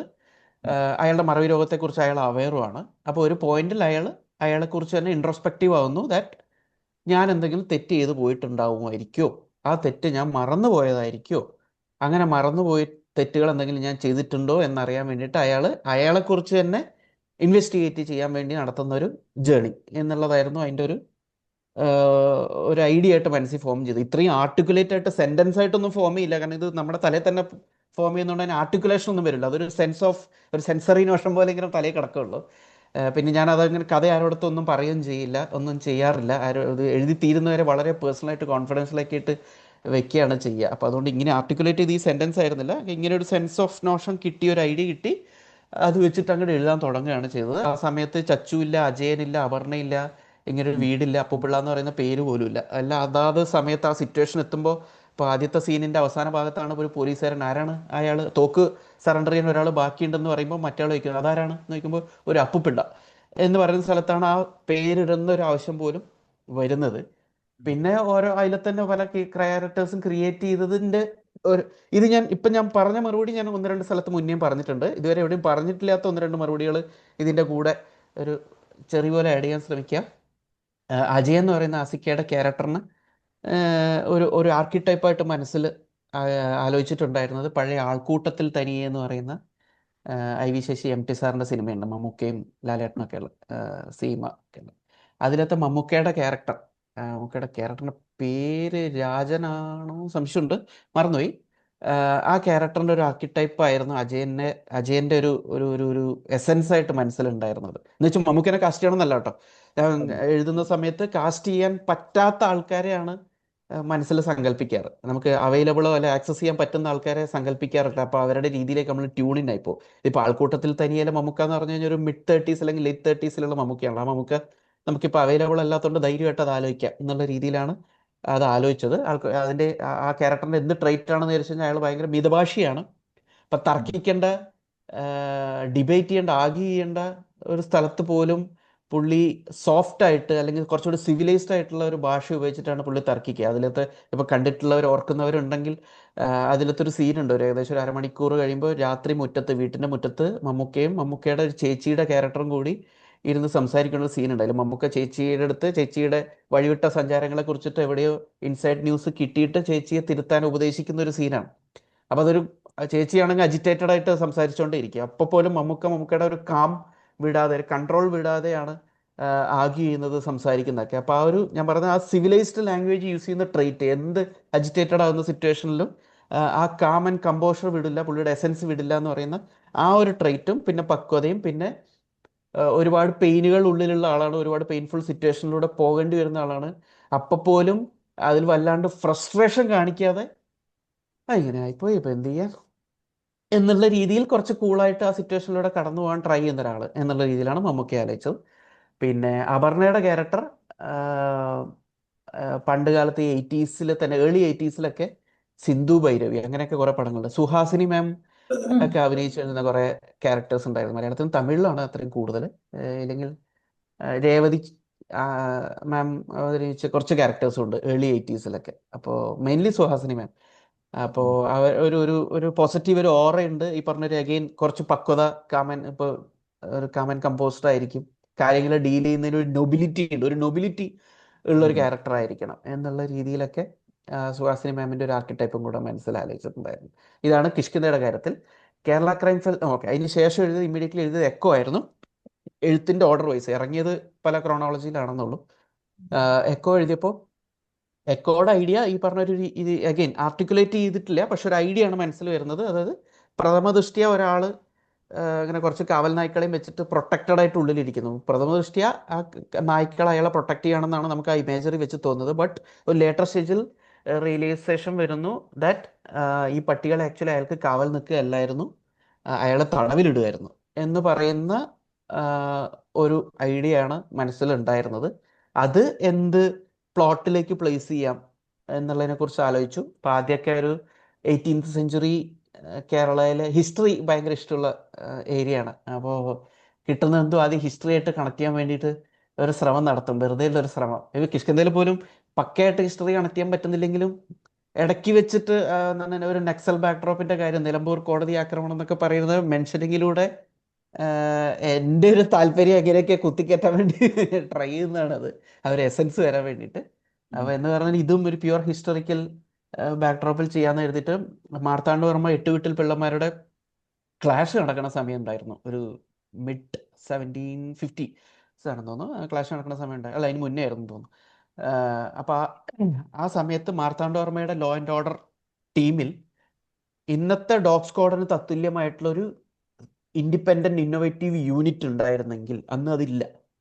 അതൊരു ട്രിവിയൽ ഒരു പുതിയ സംരംഭം പോലെ ഒരു ഐഡിയ എന്നുള്ള രീതിയിൽ ഉദ്ദേശിച്ചാണ്. ഒറിജിനലി ഡോഗ് സ്ക്വാഡ് ഇന്ത്യയിലൊക്കെ വരുന്നത് 1930s ഇവൺ വിദേശത്ത് പോലും വരുന്നത് ലേറ്റ് 19th സെഞ്ച്വറിയിലൊക്കെയാണ്. അപ്പോൾ അതിനും ഒരു നിയർലി 2 centuries മുന്നേ തന്നെ ഇവിടെ ഒരു ഡോഗ് സ്ക്വാഡ് മാർത്താണ്ഡവർമ്മയുടെ ടീമിൽ ഒരാൾ അതിനുവേണ്ടി ഇനിഷ്യേറ്റീവ് എടുത്തിരുന്നു. അത് ഇന്നത്തെ കുര്യച്ചന് തത്തുല്യമായിട്ടുള്ള ഒരു ക്യാരക്ടർ അന്ന് മാർത്താണ്ഡവർമ്മയുടെ കൂടെ ഉണ്ടായിരുന്നു. ഈ ഹിറ്റ്ലറിൻ്റെ കൂടെ, അഡോൾഫ് ഹിറ്റ്ലറിൻ്റെ കൂടെ അഡോൾഫ് ഐക്ക്മെൻ എന്ന് പറഞ്ഞ ഒരാളുണ്ടായിരുന്നു കേട്ടോ പുള്ളിയുടെ. അപ്പോൾ എന്ന് പറഞ്ഞവർ അങ്ങനെ ഒരു റൈറ്റ് ഹാൻഡ് ഉണ്ടായിരുന്നു. അയാൾ ഈ പറഞ്ഞൊരു ഡോഗിനെ ഉപയോഗിച്ചിട്ട് മാർത്താണ്ഡവർമ്മയുടെ ലോ ആൻഡ് ഓർഡർ പെർസ്യൂട്ടിന്, കുറ്റാന്വേഷണങ്ങൾക്കെല്ലാം ആൾക്കാരെ ചൂഷണം ചെയ്യാനുള്ള പരിപാടികൾക്കൊക്കെ അയാൾ കൂട്ടുനിന്ന ഒരാളായിരുന്നു. ലേറ്റർ മാർത്താണ്ഡവർമ്മയുടെ റെയിനൊക്കെ അവസാനിച്ചതിന് ശേഷം ഉള്ളൊരു പീരീഡിലാണ് കഥ നടക്കുന്നത്. ഒരു അപ്പോഴത്തേക്ക് കുറച്ച് 10-30 കൊല്ലം കഴിഞ്ഞിട്ടുണ്ടാവും. ഈ പറഞ്ഞ ക്യാരക്ടറിന് ഒരു 10-60 വയസ്സിന് മേലെ ആയിട്ട്, 70 വയസ്സിനോ മേലെ ആയിട്ടുണ്ടാവും. അയാളെ അന്വേഷിച്ച് പോകുന്ന ഒരു ക്യാരക്ടർ. അപ്പോൾ അയാൾ ഈ പറഞ്ഞവർ എവിടെയോ ഇപ്പം മേ ബി ഒരു 4 തറവാട് പോലെ ആയിരിക്കും. അപ്പോൾ ആ തറവാടിൻ്റെ മേലത്തെ നിലയിലാണ് അയാൾ താമസിക്കുന്നത്. അപ്പോൾ ആ 4 നിന്ന് ഒരു വാതിൽ കടന്നിട്ട് വേണം അപ്പുറത്തുള്ള കോണിപ്പടി വഴി മേലേക്ക് എത്താൻ. അപ്പോൾ അതുപോലും കടക്കാൻ പറ്റില്ല. ഈ വാതിലിൻ്റെ മുന്നിലും 4 പട്ടികൾ ഇഷ്ടംപോലെ കഴിക്കുക. അപ്പോൾ എല്ലാവരും വിചാരിക്കും അയാൾ ഭയങ്കര ദീർഘവീക്ഷണമാണ്. കാരണം അയാൾക്കറിയാം പണ്ട് ചെയ്ത കാര്യങ്ങളുടെ എല്ലാം മറുപടി ഇപ്പോൾ തിരിച്ചു വരുന്നുള്ളത് കൊണ്ട് അയാൾക്ക് പൂർണ്ണ ബോധ്യമുള്ളതുകൊണ്ട് അയാളിങ്ങനെ സ്വയം ഒളിവിൽ താമസിക്കുകയാണ് പട്ടികളെ കാവൽ നിർത്തിയിട്ട്. ഇവിടെ ആ വീട്ടിലൊരു സഹായി ഉണ്ട്, വീട്ട് ജോലിക്ക് ഒരു ഫുഡൊക്കെ ഉണ്ടാക്കി കൊടുക്കാൻ വേണ്ടിയിട്ട്. അപ്പോൾ അയാൾക്ക് പോലും ഇയാളെ ആക്സസ് ചെയ്യാൻ പറ്റില്ല. അയാൾ ഫുഡ് ഉണ്ടാക്കിയിട്ട് ഒരു ഒരു ഒരു ഒരു വളയമുള്ള ഒരു ചട്ടിയിൽ ഫുഡാക്കി വെക്കും. ഈ പട്ടി അത് കടിച്ചെടുത്ത് കൊണ്ടുപോയിട്ട് മേലെ കൊണ്ടുപോയി കൊടുക്കും. അങ്ങനെയൊക്കെയുള്ള രീതിയിലുള്ള ക്യാരക്ടറൈസേഷൻ. അപ്പോൾ ലേറ്റർ റിയലൈസ് ചെയ്യുന്നു അങ്ങനെയല്ലായിരുന്നു, ഇത് ഇങ്ങനെയായിരുന്നു, പട്ടികളെ അയാളെ തടവിലിടുന്നത്. ഇങ്ങനെയായിരുന്നു കോൺസെപ്റ്റ്. അപ്പം അതൊന്ന് എഴുതി തുടങ്ങുന്നതിന് മുന്നേ തന്നെ ഇത് ഭയങ്കര ബഡ്ജറ്റിലേക്ക് പോകാൻ ഒരു 1750s എന്നൊക്കെ പറയുമ്പോൾ അതിൽ ഒരു തോർത്ത് കാണിക്കണമെങ്കിൽ പോലും അത് നമ്മൾ ക്രിയേറ്റ് ചെയ്യണം, ഉണ്ടാക്കണം. മുട്ടുസൂചി കാണിക്കണ പോലെ അത് നമ്മൾ ക്രിയേറ്റ് ചെയ്യണം. അങ്ങനെ അക്കാലത്തൊന്നും നമുക്ക് റെഡിലി അവൈലബിൾ അല്ല. അപ്പോൾ അത് ഒരിക്കലും നടക്കാത്തൊരു പ്രൊജക്റ്റിൻ്റെ വലുപ്പത്തിലേക്ക്, ബഡ്ജറ്റ് റിക്വയർമെൻറ്റിലേക്ക് ഇത് മാറും. അത് വെറുതെ നമ്മുടെ ഒരു ചാരിതാർത്ഥ്യത്തിന് വേണ്ടിയിട്ട് എഴുതി സൂക്ഷിച്ച് പെട്ടിയിൽ വെക്കുക, അലമാരയിൽ വെക്കുക എന്നുള്ളത് ഒരിക്കലും സിനിമയാവാൻ പോകുന്നില്ല എന്ന് പറയുന്നത് റിയലൈസേഷൻ ഹിറ്റ് ചെയ്യുന്നതുകൊണ്ട് ആ വഴിക്ക് പോയില്ല. പിന്നീടാണ് ഇന്ന് കാണുന്ന ഒരു ബാക്ക്ഡ്രോപ്പിലേക്ക് അത് അങ്ങനെ വെച്ചിട്ട് എഴുതാമെന്ന് ശ്രമിക്കുന്നത്. കാരണം അപ്പം ജീപ്പും അംബാസഡറും ഒക്കെ നമുക്കിപ്പോൾ ആക്സസ് ചെയ്യാൻ പറ്റും, അത്തരം വണ്ടികൾ. അപ്പോൾ അതൊക്കെ വെച്ചിട്ട് കഥ മുന്നോട്ട് നീക്കാം. കോസ്റ്റ്യൂം ആയാലും ഫാബ്രിക് ആയാലും നമുക്ക് കുഴപ്പമില്ല, നമുക്ക് പഴയ രീതിയിൽ സ്റ്റിച്ച് ചെയ്യണമെന്നുള്ളൂ. ഇന്നത്തെ ഫാബ്രിക് വെച്ച് തന്നെ നമുക്ക് കാര്യങ്ങൾ നടക്കും. ആർട്ട് വൈസ് ആയാലും നമുക്ക് ഇപ്പോൾ ഉള്ള റോ മെറ്റീരിയൽസ് ഉപയോഗിച്ച് തന്നെ നമുക്ക് വേണ്ട സെറ്റുകൾ ക്രിയേറ്റ് ചെയ്യാൻ പറ്റും. അപ്പോൾ അങ്ങനെയൊക്കെ ഉള്ളതുകൊണ്ട് നടക്കും. ഇപ്പം ഞാൻ ക്യാമറമാനായിട്ടും കൂടെ വർക്ക് ചെയ്യുന്നതുകൊണ്ട് എനിക്ക് ഈ ബഡ്ജറ്റ്, ലോജിസ്റ്റിക്സ്, ക്ലാരിറ്റി അല്ലെങ്കിൽ അതിനെക്കുറിച്ചുള്ളൊരു അവയർനെസ് തലയിലുള്ളത് കൊണ്ട് ഇത്തരം കാര്യങ്ങൾ ശ്രദ്ധിക്കാൻ ശ്രമിക്കാറുണ്ട്. കാരണം പരിപാടി നടക്കണം, അതാണ് ഫണ്ടമെൻ്റലി നമ്മുടെ ബേസ് ലെവൽ ഫൗണ്ടേഷൻ. അപ്പോൾ ഇത് എഴുതി വെച്ചാൽ പോരാ, ഇത് നടക്കണം, പ്രാക്ടിക്കലി നടക്കബിൾ ആയിരിക്കണം എന്നുള്ളത്. അപ്പോൾ അതിന് വേണ്ടിയിട്ടുള്ള കാര്യങ്ങളൊക്കെ ശ്രമിക്കാറുണ്ട്. പിന്നെ കേരള ക്രൈം ഫയൽസ് 2ലേക്കാണെങ്കിൽ കുറേ ദിവസം ഇരുന്നിട്ട് ഒരു കഥയും വരുന്നില്ല, ഒന്നും കിട്ടുന്നില്ല. പെട്ടെന്ന് റാൻഡംലി ഒരു ബസ്സിലുള്ള ഒരു സീനാണ് മനസ്സിലേക്ക് വന്നത്. ഒരു പ്രായമുള്ള പ്രഥമദൃഷ്ടിയിൽ അവശനെന്ന് തോന്നിക്കുന്ന, പ്രഥമദൃഷ്ടിയിലല്ല എല്ലാ രീതിയിലും ശാരീരികമായി അവശനെന്ന് തോന്നിക്കുന്ന ഒരു 50 വയസ്സ് കഴിഞ്ഞ ഒരു പോലീസുകാരൻ ഒരു പ്രതിയെ പരസ്പരം കയ്യിൽ ചങ്ങല ബന്ധിപ്പിച്ചിട്ട് കോടതിയിലേക്ക് പോകുന്നു എന്ന് പറയുന്നൊരു സീനും, ആ ഓൺ ദ ഗോയിൽ ആ പ്രതി മര്യാദ വിട്ടിട്ട് അൺപാർലമെൻ്ററി ആയിട്ടുള്ള വാക്കുകളൊക്കെ ഉപയോഗിച്ചിട്ട് അവിടെ ഒരു സിറ്റുവേഷൻ ഉണ്ടാക്കുന്നു, നാട്ടുകാർ ഇടപെടുന്നു, കൈവയ്ക്കുന്നു. ഇങ്ങനൊരു സീനായിരുന്നു. അപ്പോൾ അത് പിന്നീട് റിയലൈസ് ചെയ്തു. എന്തോ ആരോ എന്തോ പറഞ്ഞു. അറിയാതെ വന്നതാ. ഓക്കെ അവിടെ ആരോ പരിചയപ്പെടുത്തുകയെന്ന് തോന്നുന്നേക്ക്. ഓക്കെ, അപ്പോൾ അങ്ങനെ ഒരു സീനായിരുന്നു വന്നത്. അത് വെച്ചിട്ട് അങ്ങ് എഴുതി തുടങ്ങാണ്. അപ്പോഴും കഥ എന്താണ്, ഇത് എങ്ങോട്ടാണ് പോകുന്നത്, ഇതിൽ ആർക്ക് എന്താണ് സംഭവിക്കുന്നതിനെ കുറിച്ചിട്ട് യാതൊരു ധാരണയുമില്ല. ആ സീനങ്ങ് എഴുതി വെച്ചു. ഏതായാലും ഒരു കോടതിയിലേക്കാണല്ലോ പോകുന്നത്, എന്നാൽ പിന്നെ കോടതിയിലത്തൊരു സീനും കൂടി എഴുതി കളയാം എന്ന് പറഞ്ഞിട്ട് കോടതിയിലെ സീൻ എഴുതി. കോടതിയിലെ സീൻ എഴുതുമ്പോൾ കള്ളൻ എന്താണ് ഈ പറഞ്ഞ ജനറലൈസേഷന് എതിരെയുള്ളൊരു പടപൊരുതൽ എന്നുള്ള രീതിയിൽ കള്ളൻ എന്ന് പറയുമ്പോൾ അയാൾ ഒരു വീക്കായിട്ടുള്ള ഒരാളാവണ്ട, അല്ലെങ്കിൽ അയാൾക്കും കൂടെ കുറച്ചൊരു ഇൻ്റലിജൻസ് വേണം, കോമൺ സെൻസ് ഉപയോഗിക്കാനുള്ള ഒരു കപ്പാസിറ്റി ഉള്ള ഒരാളായിരിക്കണം എന്നുള്ള രീതിയിൽ അയാളുടെ ക്യാരക്ടറിന് ഒരു വ്യക്തിത്വം കൊടുക്കാൻ വേണ്ടിയിട്ട് അയാൾ പറയുന്നു, അടി വന്ന വഴിയൊക്കെ എനിക്ക് മനസ്സിലായി, ഇത് നാട്ടുകാർ കൈവച്ചതല്ല, ഇന്ന സ്ഥലത്ത് സ്റ്റോപ്പില്ല, അവിടെ കുറച്ച് പോയിന്റ്സ് അയാൾ പറയുന്നു, ഒരു ഡിഡക്ഷൻ പോലെ. എന്നിട്ടാണ് അയാൾ കൺക്ലൂഷനിലേക്ക് വരുന്നത്, ഇത് നാട്ടുകാർ കൈവച്ചല്ല, ഇത് സാറിൻ്റെ വർക്കാണെന്ന് എനിക്ക് അറിയാമെന്ന് പറഞ്ഞിട്ട്. അപ്പോൾ അയാൾക്കൊരു ഇൻഡിവിജ്വാലിറ്റി കിട്ടി. അപ്പോൾ അത് കേട്ടിട്ട് അമ്പിളി രാജു എന്ന് പറയുന്ന ഇന്ദ്രൻസേട്ടൻ്റെ ക്യാരക്ടർ അത് അക്നോളജ് ചെയ്യുന്നു. എൻ്റെ വക്കീലിനേക്കാളും ബുദ്ധിയുണ്ട് നിനക്ക് എന്നൊക്കെ പറഞ്ഞിട്ട് അയാൾ വെക്കുന്നത് ഇന്ദ്രൻസേട്ടനും വലുതായി. അപ്പോൾ അങ്ങനെ എഴുതി വന്നപ്പോൾ എനിക്ക് ഇന്ദ്രൻസേട്ടൻ്റെ ക്യാരക്ടറിൻ്റെ അടുത്ത് ഒരു താല്പര്യം തോന്നിയപ്പോൾ ആ ക്യാരക്ടർ വെച്ചിട്ട് കുറച്ച് നേരം പോയി നോക്കാമെന്ന് തോന്നി. അങ്ങനെ ഫോളോഡ് ബൈ 1-2 സീനുകൾ എഴുതി എപ്പിസോഡിൻ്റെ അവസാനം എത്തുമ്പോൾ എന്നാൽ പിന്നെ ഇന്ദ്രൻസേട്ടൻ കാണാണ്ടാവട്ടെ, ഓം ക്രീം സ്വാഹ എന്ന് പറഞ്ഞിട്ട് അങ്ങോട്ട് പെട്ടെന്ന് തീരുമാനിക്കുകയാണ്. അയാൾ ആര് ചെയ്തു, എന്ത് ചെയ്തു എന്നൊന്നും പ്ലാനില്ല, അത് വരുന്ന വഴിക്ക് കണ്ടുപിടിക്കുക, അതിലത്തെ പോലീസുകാരെ പോലെ ഞാനും അന്വേഷിച്ച് കണ്ടുപിടിക്കുക എന്നുള്ള രീതിയിലൊരു ക്വസ്റ്റ് ആയിരുന്നു. ഇങ്ങനെയായിരുന്നു ഓരോന്നിൻ്റെയും പ്ലോട്ടുകളും ഡെവലപ്മെൻറ്റുകളും. Very interesting. നമുക്കിനി ജെയിനോട് ചോദിച്ചു നോക്കാം. ജെയിനിന്റെ ബാക്ക്ഗ്രൗണ്ടും സിനിമയിലേക്കുള്ള വരവിനെ പറ്റിയും ഒന്ന് പറയാമോ? എൻ്റെ ബാക്ക്ഗ്രൗണ്ട് കുറച്ച് പേർക്കൊക്കെ അറിയാം അവിടെയുള്ളൂ ഈ മീറ്റിങ്ങിലുള്ള. ഞാനൊരു 20 years ആയിട്ട് US-ലുണ്ട്. 2023 വരെ വർക്ക് ചെയ്യുന്നുണ്ടായിരുന്നു.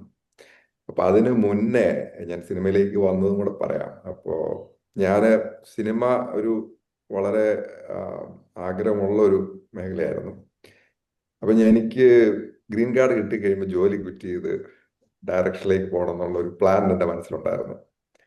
സോ അപ്പോൾ ഞാൻ 2018 പ്രളയമൊക്കെ വരുന്നതിന് മുന്നേ ഞാനൊരു ഷോർട്ട് ഫിലിം ചെയ്യാനായിട്ട് ഒരു സ്ക്രിപ്റ്റ് എഴുതിയിട്ട് അത് മേതിലിൻ്റെ ഒരു സ്റ്റോറി ആയിരുന്നു. അപ്പം ഞാൻ പുള്ളിയുടെ വിളിച്ച് പെർമിഷനൊക്കെ മേടിച്ചു, എഴുതി പുള്ളിക്ക് അയച്ചൊക്കെ കൊടുത്തു. പുള്ളി ഓക്കെ പറഞ്ഞു. അങ്ങനെ പോകാനായിട്ടിരുന്നപ്പോഴാണ് പ്രളയം വന്ന് ഞാനൊരു ടീമൊക്കെ സെറ്റ് ചെയ്ത് വെച്ചിട്ടുണ്ടായിരുന്നു. അപ്പോൾ അത് പ്രളയത്തിൽ ഒലിച്ചു പോയി. അപ്പോൾ അവർ പല സ്ഥലങ്ങളിലോട്ടൊക്കെ ആയിട്ട് സ്കാറ്റേഡ് ആയിപ്പോയി കൊച്ചിയിൽ നിന്ന് പ്രളയം കഴിഞ്ഞ്. പക്ഷെ ഞാൻ ടിക്കറ്റൊക്കെ ബുക്ക് ചെയ്ത് വെച്ചു. എനിക്ക് ഞാനപ്പോൾ ഓർത്ത് ഏതായാലും പോയേക്കാം, ചുമ്മാ ഒന്ന് പോയിട്ട് വന്നേക്കാം. അപ്പോൾ 1 വർഷമായി നാട്ടിൽ പോയിട്ട്. അപ്പോൾ ഒന്ന് പോയി വന്ന അന്നേരം ട്രംപിൻ്റെ ഫസ്റ്റ് ടൈം ആയിരുന്നു. അപ്പം എനിക്ക് വിസ സ്റ്റാമ്പിങ്ങിന് പോകണം. അപ്പം ഞാൻ സ്റ്റാമ്പിങ്ങിന് പോയി. എൻ്റെ പാസ്പോർട്ട് അവർ മേടിച്ച് വെച്ചിട്ട് പറഞ്ഞു, സോ അഡീഷണൽ അഡ്മിനിസ്ട്രേറ്റീവ് പ്രോസസ്സിംഗ് ആണ്, so you need to wait. അപ്പോൾ പാസ്പോർട്ട് മേടിച്ച് വെച്ചു. എനിക്ക് ട്രാവൽ ചെയ്യാൻ പറ്റത്തില്ല. എൻ്റെ കമ്പനി പറഞ്ഞു ഓക്കെ അവിടെ നിന്ന് വർക്ക് ചെയ്തോളാം.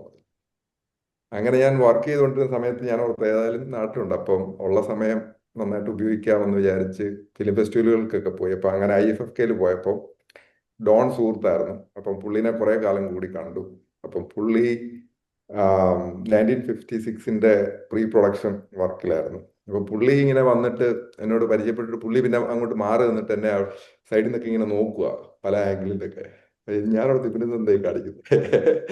അപ്പൊ അത് കഴിഞ്ഞിട്ട് പുള്ളി അടുത്ത് വന്നിട്ട് പറഞ്ഞു, ജയനെ ഞാനിങ്ങനെ ഒരു കാസ്റ്റിംഗ് ഇത് നോക്കിക്കൊണ്ടിരിക്കുകയാണ്, ജയനൊരു ഓഡീഷന് വരാമോ എന്ന് ചോദിച്ചു. അപ്പൊ ഞാൻ പുള്ളിയുടെ അടുത്ത് പറഞ്ഞു ഇങ്ങനെയാണ് സിറ്റുവേഷൻ, എനിക്ക് ആഗ്രഹമൊക്കെ ഉണ്ട്, ഇഷ്ടമാണ്, ഒരു തീരുമാനം എടുക്കാനൊന്നും പറ്റിയില്ല. അതായത് ഈ പാസ്പോർട്ട് വന്നു കഴിഞ്ഞാൽ ഉടനെ എനിക്ക് തിരിച്ചു പോകണം. അപ്പോൾ അങ്ങനെ ഇരിക്കുന്ന ഞങ്ങൾ പ്രത്യേകിച്ച് ഒരു തീരുമാനം ഒന്നും എടുക്കാതെ പിരിഞ്ഞു. ഇപ്പോൾ 2-3 ദിവസം കഴിഞ്ഞപ്പോൾ പുള്ളി എന്നെ ഒന്നുകൂടെ വിളിച്ചിട്ട് പറഞ്ഞു നാളെ ഓഡീഷനാണ്, കൊച്ചിക്ക് വരുന്നോ എന്ന് ചോദിച്ചു. ഞാൻ ഓൾറെഡി കൊച്ചിയിലുണ്ടായിരുന്നു അന്നേരം. അപ്പോൾ അങ്ങനെ ഓഡീഷൻ ചെയ്തു. അപ്പോൾ എന്നോട് പറഞ്ഞു ഒരു 2 ദിവസത്തിൽ ഞാനൊരു വിളിക്കാമെന്ന് പറഞ്ഞു. അവർ 2 ദിവസം കഴിഞ്ഞ് വിളിച്ചിട്ട് പറഞ്ഞൊരു 16 ഡേയ്സിന് ഇടുക്കിക്ക് വരാവോ എന്ന് ചോദിച്ചു. അപ്പം അതുവരെ എനിക്ക് അറിയത്തില്ലായിരുന്നു ഇത് അതിലെ ഒരു ലീഡ് ക്യാരക്ടറാണെന്നുള്ളത്. അപ്പം ഞാൻ ഓർത്ത് ഇങ്ങനെ അപ്രതീക്ഷിതമായിട്ട് ഇങ്ങനെയൊക്കെ സംഭവിക്കുന്നു. അപ്പം അന്നേരം എനിക്ക് സംശയമുണ്ട്, കാരണം എനിക്ക് ജോലിയുണ്ട്. 16 ദിവസം നാട്ടിൽ ഇരുന്നിട്ട് പിന്നെയും വെക്കേഷൻ എടുക്കാനൊന്നും പറ്റത്തില്ലല്ലോ, ഓൾറെഡി നാട്ടിലായിട്ട് കുറച്ചായി. ഞാൻ പുള്ളിയോട് പറഞ്ഞു ഇങ്ങനെയാണ്, എനിക്ക് ഒരു 11 മണിയൊക്കെ ആകാതെ ഓണാകാൻ പറ്റത്തില്ല, അതെൻ്റെ US ടൈമിൽ വർക്ക് ചെയ്യുകയാണ് എന്നൊക്കെ പറഞ്ഞു. അപ്പോൾ പറഞ്ഞാൽ കുഴപ്പമില്ലെന്ന് പറഞ്ഞു. 11 to 6 ടൈമിൽ ഇന്ത്യൻ ടൈമിൽ ഷൂട്ട് ചെയ്തു. പിന്നെ വീക്കെൻഡ് ഫുൾ ടൈം ചെയ്തു. അങ്ങനെയാണ് 1950 സംഭവിച്ചത്. അപ്പം അതൊരു വളരെ അൺഎക്സ്പെക്റ്റഡ് ആയിട്ടുള്ള ഒരു എൻട്രി ആയിരുന്നു ആക്ടിങ്ങിലേക്ക്. ഞാൻ അഭിനയിച്ചിട്ടൊക്കെ ഉണ്ട്, കോളേജിൽ പഠിക്കുന്ന കാലത്ത് നാടകങ്ങളിലൊക്കെ അഭിനയിച്ചിട്ടുണ്ട്. പക്ഷെ ഞാൻ അങ്ങനെ വീണ്ടും അഭിനയിക്കുമെന്ന് ഞാൻ വിചാരിച്ചിട്ടില്ല. എനിക്ക് ഡയറക്ഷൻ ഒരു താല്പര്യം ഉണ്ടായിരുന്നുകൊണ്ട് ഞാൻ അങ്ങനെ അഭിനയം സാധ്യമാണെന്നൊന്നും ചിന്തിച്ചിട്ടൊന്നും പോലുമില്ല. അപ്പോൾ അത് അങ്ങനെ സംഭവിച്ചു. That was a very good experience. ഡോണിന്റെ സിനിമ കണ്ടവർക്കറിയാം, ഒരു 10 to 15 minute average short length ആയിരിക്കും എല്ലാം ഇതാണ്. അപ്പോൾ നമ്മൾ ഡയലോഗ് കാണാൻ പഠിച്ച് ഒരെണ്ണം തെറ്റി കഴിഞ്ഞാൽ വീണ്ടും റീടേക്ക് പോകും, സിങ് സൗണ്ടാണ്. അപ്പം അത് ശരിക്കും നമ്മളെ ഒരു പരുവപ്പെടുത്തി എടുക്കുന്ന ഒരു പ്രോസസ്സായിട്ട് എനിക്ക് തോന്നി. അപ്പം അത് ഒരു നല്ല എക്സ്പീരിയൻസ് ആയിരുന്നു. ഇടുക്കിയിലായിരുന്നു, ഡോണിന്റെ സ്വന്തം നാട്. പുള്ളിയുടെ മിക്ക സിനിമകളും അവിടെ തന്നെയാണ് ഷൂട്ട് ചെയ്തിട്ടുള്ളത്. അപ്പം അതായിരുന്നു എൻ്റെ എൻട്രി. അപ്പം ഞാനിപ്പോൾ ജോലി ചെയ്യുന്നില്ല, ഇതാണ് ഇപ്പോൾ ഫുൾ ടൈം. ഇപ്പം ട്രാവലിംഗ് ബാക്ക് ആൻഡ് ഫോർത്ത്, ഇപ്പം നാട്ടിലാണ്. അതായിരുന്നു എൻ്റെ തുടക്കം. അല്ല, ഇത് ഡോണുമായിട്ടുള്ള എക്സ്പീരിയൻസ് ആയിരുന്നു അടുത്ത് ചോദിക്കാൻ ഉദ്ദേശിച്ചിരുന്നത്.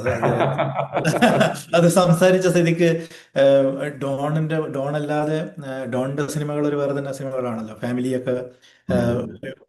അപ്പോൾ അതും ആ അനുഭവത്തോടൊപ്പം തന്നെ മറ്റ് പല ഡയറക്ടർമാരുടെ കൂടെയും വർക്ക് ചെയ്തിട്ടുണ്ട്. അപ്പോൾ ആ അനുഭവങ്ങളും എല്ലാം കൂടെ ഇത് ജെയിനിന്റെ ഒരു ആക്ടർ എന്ന രീതിയിൽ ഡെവലപ്പ് ചെയ്തെടുക്കാൻ എങ്ങനെയാ സഹായിച്ചിട്ടുള്ളത്? അത് ഞാനിപ്പോ ഡോണിന്റെ 1956 ഫാമിലി പിന്നെ ഇറങ്ങാൻ പോകുന്ന ഒരു സിനിമയുണ്ട്. എന്റെ പോസ്റ്റ് പ്രൊഡക്ഷൻ നടന്നുകൊണ്ടിരിക്കുന്നുള്ളൂ. അങ്ങനെ 3 സിനിമകളിൽ അഭിനയിച്ചു. ഡോൺ എനിക്കൊരു കംഫർട്ട് സോണാണ്. അപ്പോൾ ഒരു സുഹൃത്താണ്. ഞങ്ങൾ എല്ലാ കാര്യങ്ങളും സംസാരിക്കുകയും മിക്കവാറും മാസത്തിൽ 1-2 തവണ എന്തായാലും ഫോണിൽ സംസാരിക്കും. അപ്പം അങ്ങനെ എല്ലാ കാര്യങ്ങളും സംസാരിക്കുന്ന ഒരു സുഹൃത്തും കൂടെയാണ്. അപ്പം അതിന്റെ ഒരു കംഫർട്ട് സോൺ ഉണ്ട് ഡോണിന്റെ ഇതിൽ അഭിനയിക്കുമ്പോൾ. പിന്നെ അത് കഴിഞ്ഞ് കൃഷാന്ത്, അപ്പൊ ഡോൺ വഴിയാണ് ഞാൻ കൃഷാന്തിനെ പരിചയപ്പെടുന്നത്.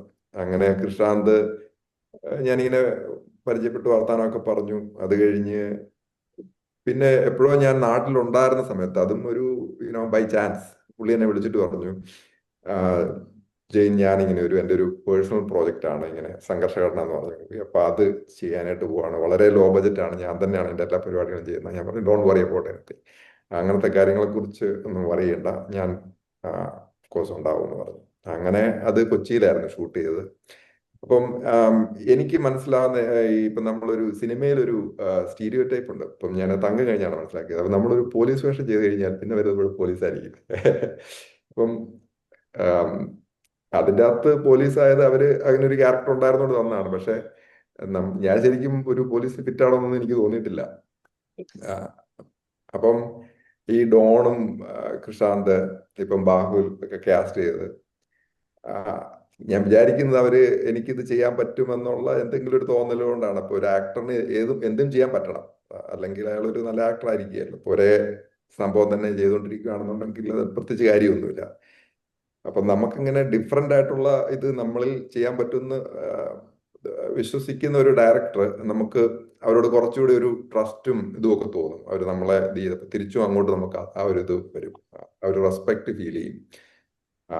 അങ്ങനെ ഇപ്പം ബാഹുലിൻ്റെ കൂടെ വർക്ക് ചെയ്തപ്പോൾ ഞാനൊരു ശ്രദ്ധിച്ചൊരു കാര്യം, അതൊരു വളരെ യുണീക്ക് കോമ്പിനേഷൻ ആണ്. Cinematographer and at the same time writer. അപ്പം ആ മനുഷ്യൻ അത് റൈറ്റ് ചെയ്യുന്ന സമയത്ത് ഈ വിഷ്വൽസ് എല്ലാം തലയിൽ കുറച്ചെങ്കിലും ഉണ്ടായിരിക്കും. ഇപ്പൊ ഒരു ക്ലാരിറ്റി ഉണ്ട് എന്താണ് ആ ഫ്രെയിമിൽ വരേണ്ടതെന്നുള്ളത്. അതുപോലെ ആ ഡയലോഗുകൾക്ക് പോലും ഇതാണ്. അപ്പൊ എനിക്ക് തോന്നുന്നത് ഏതോ ഒരു ഡയലോഗ് പറഞ്ഞപ്പം ബാഹുവിന് ക്ലിയർ ഐഡിയ ഉണ്ട്, അതിന്റെ ടോൺ പോലെ എത്ര ഇതായിരിക്കണമെന്നും അത് മാറാൻ പാടില്ല എന്നും അതിന്റെ കറക്റ്റ് ഇത് പുള്ളിയുടെ തലയിലുണ്ട്. അപ്പൊ അത് മുൻകൂട്ടി എല്ലാം തലയിൽ ക്ലിയർ ആയിട്ട് വെച്ചിട്ടുണ്ട്. സോ ഒരു സംശയവും ഇല്ല. അപ്പം നമുക്ക് എളുപ്പമാണ് ആ പ്രോസസ്സ്. അപ്പം ഡയറക്ടേഴ്സ് ഡെഫിനറ്റ്ലി ഇപ്പം ഞാനൊരു ഡയറക്ടർ ആകാനും കൂടെ ശ്രമിക്കുന്ന ഒരാളായോണ്ട് ഫോർ മീ ഇതെല്ലാം ഒരു ലേണിംഗ് ഗ്രൗണ്ടാണ്. അപ്പം ഞാനത് ഈ പ്രോസസ്സൊക്കെ ഒബ്സർവ് ചെയ്യുന്നുണ്ട്. നമുക്ക് കിട്ടുന്ന ഒരു ഓപ്പർച്യൂണിറ്റി കൂടെയാണല്ലോ ഈ സിനിമാ സെറ്റുകൾ, അപ്പം പഠിക്കാനും ഒക്കെ. അപ്പം അങ്ങനെ വേറെ മറ്റ് സിനിമകൾ, ഇപ്പം തങ്കം ടോട്ടലി ഡിഫറെന്റ് എക്സ്പീരിയൻസ് ആയിരുന്നു. ഫസ്റ്റ് കൊമേഴ്ഷ്യൽ മൂവി ആയിരുന്നു. അപ്പം അറാഫത്ത്, ശ്യാം പുഷ്കരൻ എൻ്റെ റൈറ്റർ. അപ്പം അവരുടെ എന്ന് പറഞ്ഞാൽ എല്ലാ ഡയറക്ടേഴ്സിനും അവരുടേതായ ഒരു യുണീക്ക് സ്റ്റൈലുണ്ട് ഫിലിം മേക്കിങ്ങിൽ. ഇപ്പം ശ്യാമാണെന്നുണ്ടെങ്കിൽ സെറ്റ് വന്നിട്ടാണ് സ്ക്രിപ്റ്റ് ഡയലോഗ്സ് എഴുതുന്നത്. ക്യാമറയൊക്കെ സെറ്റ് ചെയ്തുകൊണ്ടിരിക്കുമ്പോൾ പുള്ളി പേപ്പറൊക്കെ എടുത്ത് ഡയലോഗ് എഴുതിക്കൊണ്ടിരിക്കുകയാണ്. അപ്പം നേരത്തെ ഉണ്ടായിരുന്നായിരിക്കും, പക്ഷേ പുള്ളിക്ക് ആ ഒരു ഫൈനൽ ഇത് കിട്ടുന്നത് അവിടെ വരുമ്പോഴാണ് അതിൻ്റെ ഒരു ഇത് കിട്ടുന്നതാണ്. പുള്ളി പേപ്പറിൽ എഴുതി ഇട്ട് നമുക്ക് തന്ന് നമ്മൾ അന്നേരമാണ് അവിടെ ഇരുന്നത് പഠിക്കുന്നത്. അപ്പം അത് കുറച്ചുകൂടെ ഭയങ്കര ഒരു നാച്ചുറൽ പ്രോസസ്സാണ്. അപ്പം ഓരോരുത്തർക്കും ഓരോ ഇതാണല്ലോ വർക്കാകുന്നത്. പിന്നെ വേറെ കുറച്ച് സിനിമകളൊക്കെ ഇറങ്ങാനുണ്ട്. അപ്പൊ ഞാൻ അതിന്റെ ഒരു പ്രോസസ്സിനെ കുറിച്ച് ഒത്തിരി പറയുന്നില്ല. ഇതിലേക്ക് ആഡ് ചെയ്ത് പറയാൻ പറ്റുന്ന ഇതിലേക്ക് ഒരു കാര്യം ആഡ് ചെയ്ത് പറയാൻ പറ്റുന്നത് വെച്ചാൽ, എനിക്ക് ഈ തങ്കം കണ്ടതിന് ശേഷം ഞാൻ ജെയിൻ ചേട്ടനെ ഭയങ്കരമായിട്ട് ഫോളോ ചെയ്യാൻ തുടങ്ങി. എനിക്ക് ഭയങ്കരമായിട്ട് വർക്കായി തങ്കത്തിലെ പുള്ളിയുടെ പരിപാടിയിൽ.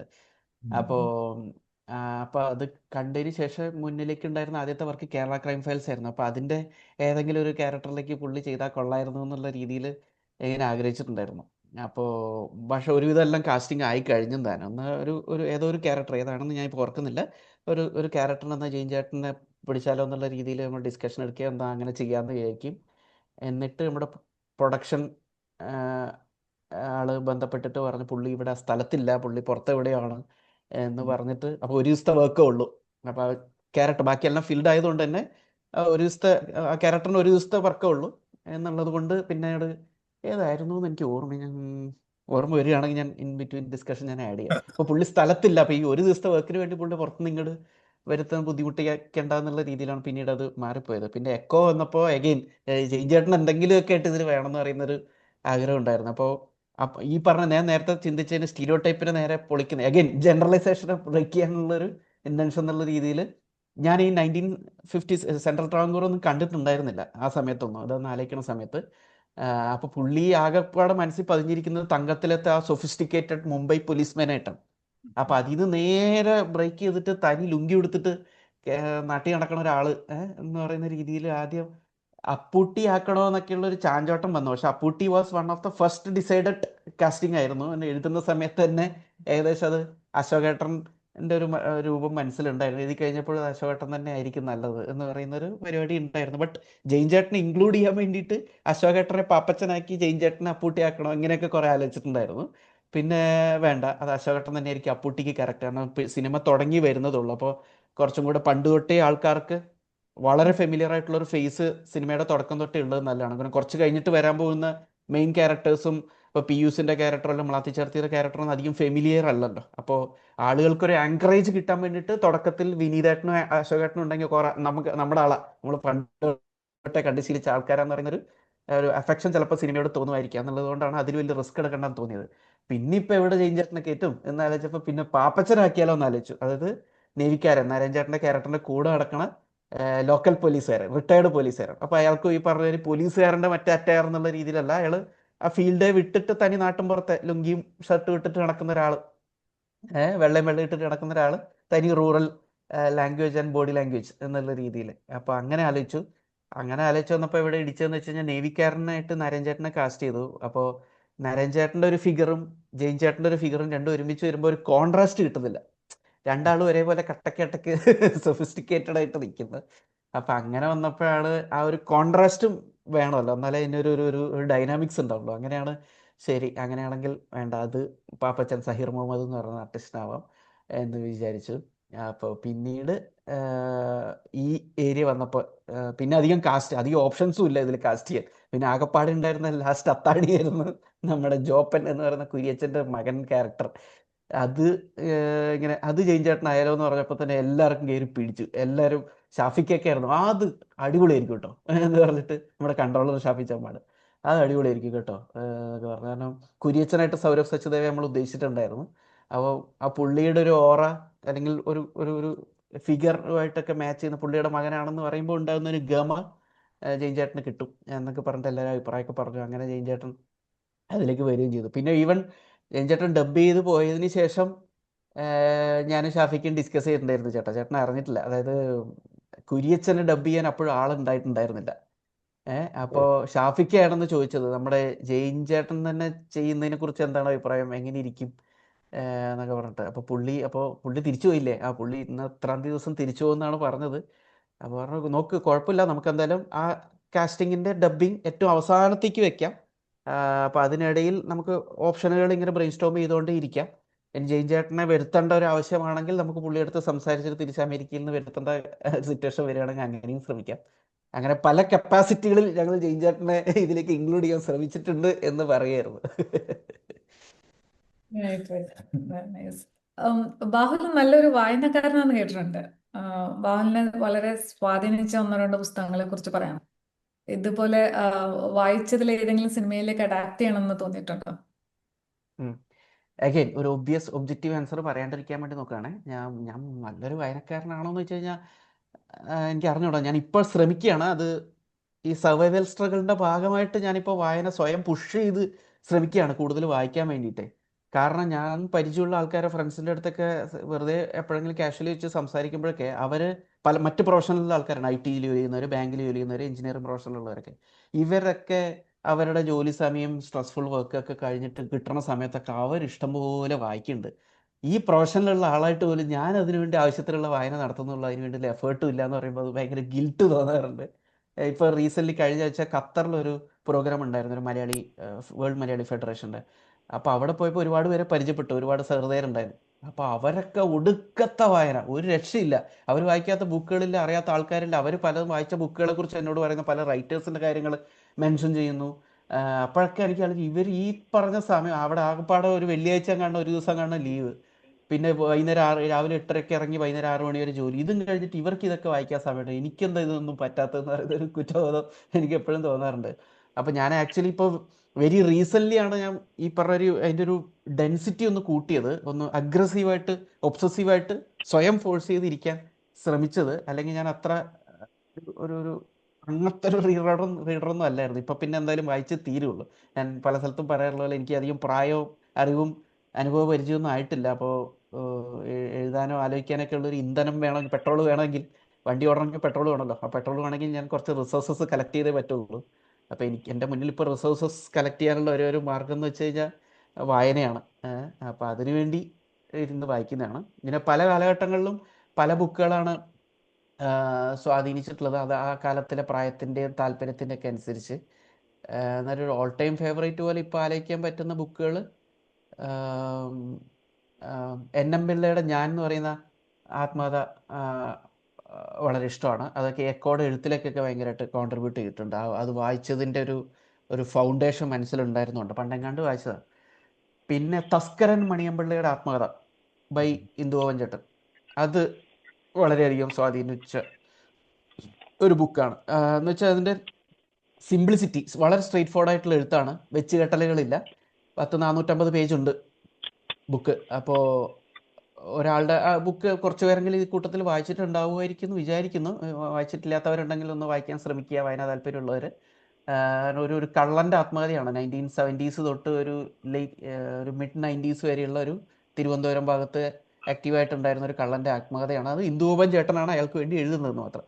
അപ്പോൾ ഈ ഇത്രയും പേജുള്ള പ്രോസ് ഉണ്ടായിട്ടും പുള്ളി ഒരു വാചകം പോലും റിപ്പീറ്റേറ്റീവ് ആകുന്നില്ല. അതിൻ്റെ സിൻടാക്സ് റിപ്പീറ്റേറ്റീവ് ആകുന്നില്ല, പ്രയോഗങ്ങൾ റിപ്പീറ്റേറ്റീവ് ആകുന്നില്ല. വളരെ എൻഗേജിങ് ആയിട്ട് എൻ്റർടൈനിങ് ത്രില്ലർ പോലെയാണ് പുള്ളി അത് എഴുതിയേക്കണത്. അപ്പോൾ അതിൻ്റെ ഭാഷയും സിംപ്ലിസിറ്റിയൊക്കെ ഭയങ്കരമായിട്ട് ഇൻസ്പയർ ചെയ്യും. അത് എനിക്ക് തോന്നുന്നു ഈ കേരള ക്രൈം ഫയൽസ് 2ൻ്റെ എഴുത്തിലേക്ക് ഒക്കെ അത് ട്രിവാൻഡ്രത്ത് പ്ലേസ് ചെയ്യാനൊക്കെ ഉള്ളൊരു താല്പര്യം ഇത് വായിച്ചതിൻ്റെ ഒരു ഹാങ് ഓവറിൽ നിന്നാണ് ഉണ്ടായിരുന്നതെന്നാണ് എനിക്ക് തോന്നുന്നത്. അങ്ങനെ അതിൽ കൊല്ലം, തിരുവനന്തപുരമാണ് അതിൻ്റെ കൂടുതലും പശ്ചാത്തലമായിട്ട് വരുന്നത്, തസ്കരൻ മണിയമ്പിള്ളയുടെ ആത്മകഥ. പിന്നെ AKGയുടെ ആത്മകഥ, അത് എൻ്റെ ജീവിതം എന്നോ അങ്ങനെ എന്തോ അതിൻ്റെ ടൈറ്റിൽ നിന്ന് പേരെന്ന് തോന്നുന്നു, AKGയുടെ ആത്മകഥ. അത് വളരെ ഇൻട്രസ്റ്റിംഗ് ആയിട്ടുള്ളൊരു ബുക്കാണ്. പിന്നെ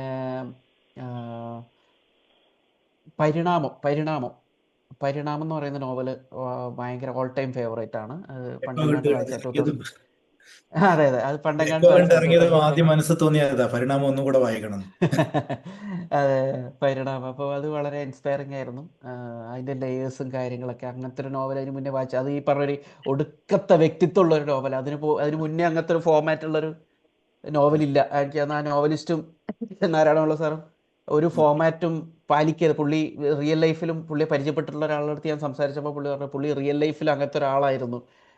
ഒന്നിലും പെടാത്ത, ഒന്നിലും കുടുങ്ങാത്ത, ഒരു വളരെ ഇൻഡിവിജ്വൽ ആയിട്ട് ഒരു വിഷനും കാഴ്ചപ്പാടൊക്കെ ഉള്ള ഒരാളായിരുന്നു. അപ്പോൾ ഒരു ടെംപ്ലേറ്റിനുള്ളിലേക്ക് പോകാതെ പുള്ളിയുടെ പ്യുവർ ഇൻഡിപെൻഡൻറ്റ് എക്സ്പ്രഷനായിട്ടാണ് പുള്ളി ആ ബുക്ക് എഴുതിയത്. അപ്പോൾ അത് വൺ തിങ്. പിന്നെ സെല്ലുലോയിഡ് സ്വപ്നാടകം എന്ന് പറഞ്ഞിട്ട് DOP, പഴയ cameraman, legendary cameraman Ramachandra Babu സാറിൻ്റെ ഒരു ആത്മകഥ എന്ന് പറയാം. പുള്ളിയുടെ സിനിമയിലെ അനുഭവങ്ങളൊക്കെ ചേർത്തിട്ടുള്ള ഒരു അനുഭവങ്ങൾ. അപ്പോൾ അത് ഈ കുറച്ച് വർഷങ്ങൾക്ക് മുന്നെയാണ് ഞാൻ വായിച്ചത്. അപ്പോൾ അതിൽ പുള്ളിയുടെ തിക്താനുഭവങ്ങളാണ് പുള്ളി അതിൽ കൂടുതൽ എഴുതിയിട്ടുള്ളത്. കാരണം സിനിമയുടെ ഹൈലൈറ്റ്സ് മാത്രമേ നമ്മളെപ്പോഴും പ്രേക്ഷകർ കാണുന്നുള്ളൂ.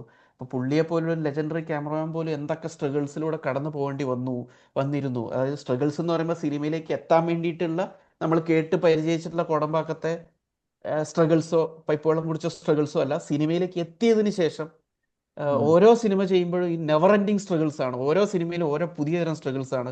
പഴയ ഫിലിം പ്രോസസ്സിങ്ങിൻ്റെ അനുഭവങ്ങളൊക്കെ അറിയാലോ. അപ്പോൾ ഈ സിനിമ പ്രോസസ്സ് ചെയ്ത് വരുന്നതെന്ന് പറഞ്ഞു കഴിഞ്ഞാൽ അത് മറ്റേ ലേബർ റൂമിൻ്റെ പുറത്ത് നിൽക്കണ പോലെയാണ്. അത് ഏത് പരുവത്തിലാണ് ഇത് പുറത്തേക്ക് വരുന്നത് അറിഞ്ഞൂടാ.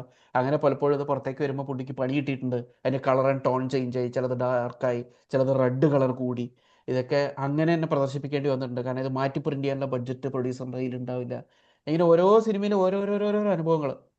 അപ്പോൾ അതൊക്കെ വായിച്ചു കഴിഞ്ഞപ്പോൾ ഉള്ളിൽ ഒരു കംപ്ലൈനിങ് ടെൻഡൻസി കുറഞ്ഞു. നമുക്കും സിനിമയിൽ വർക്ക് ചെയ്യുമ്പോൾ, ക്യാമറമാനായിട്ട് വർക്ക് ചെയ്യുമ്പോൾ നമുക്കും തൃപ്തികരമല്ലാത്ത ഒരുപാട് സിറ്റുവേഷനുകൾ ഫേസ് ചെയ്യേണ്ടിയൊക്കെ വരും. വരാറുണ്ട്. അത് നെവർ എൻഡിങ് പ്രോസസ്സ് തന്നെയാണ്. ഓരോ ദിവസം പുതിയ പുതിയ പുതിയ കാര്യങ്ങൾ വന്നുകൊണ്ടിരിക്കും. അപ്പോൾ അതിലൊന്നും പരാതിപ്പെടേണ്ടതില്ല.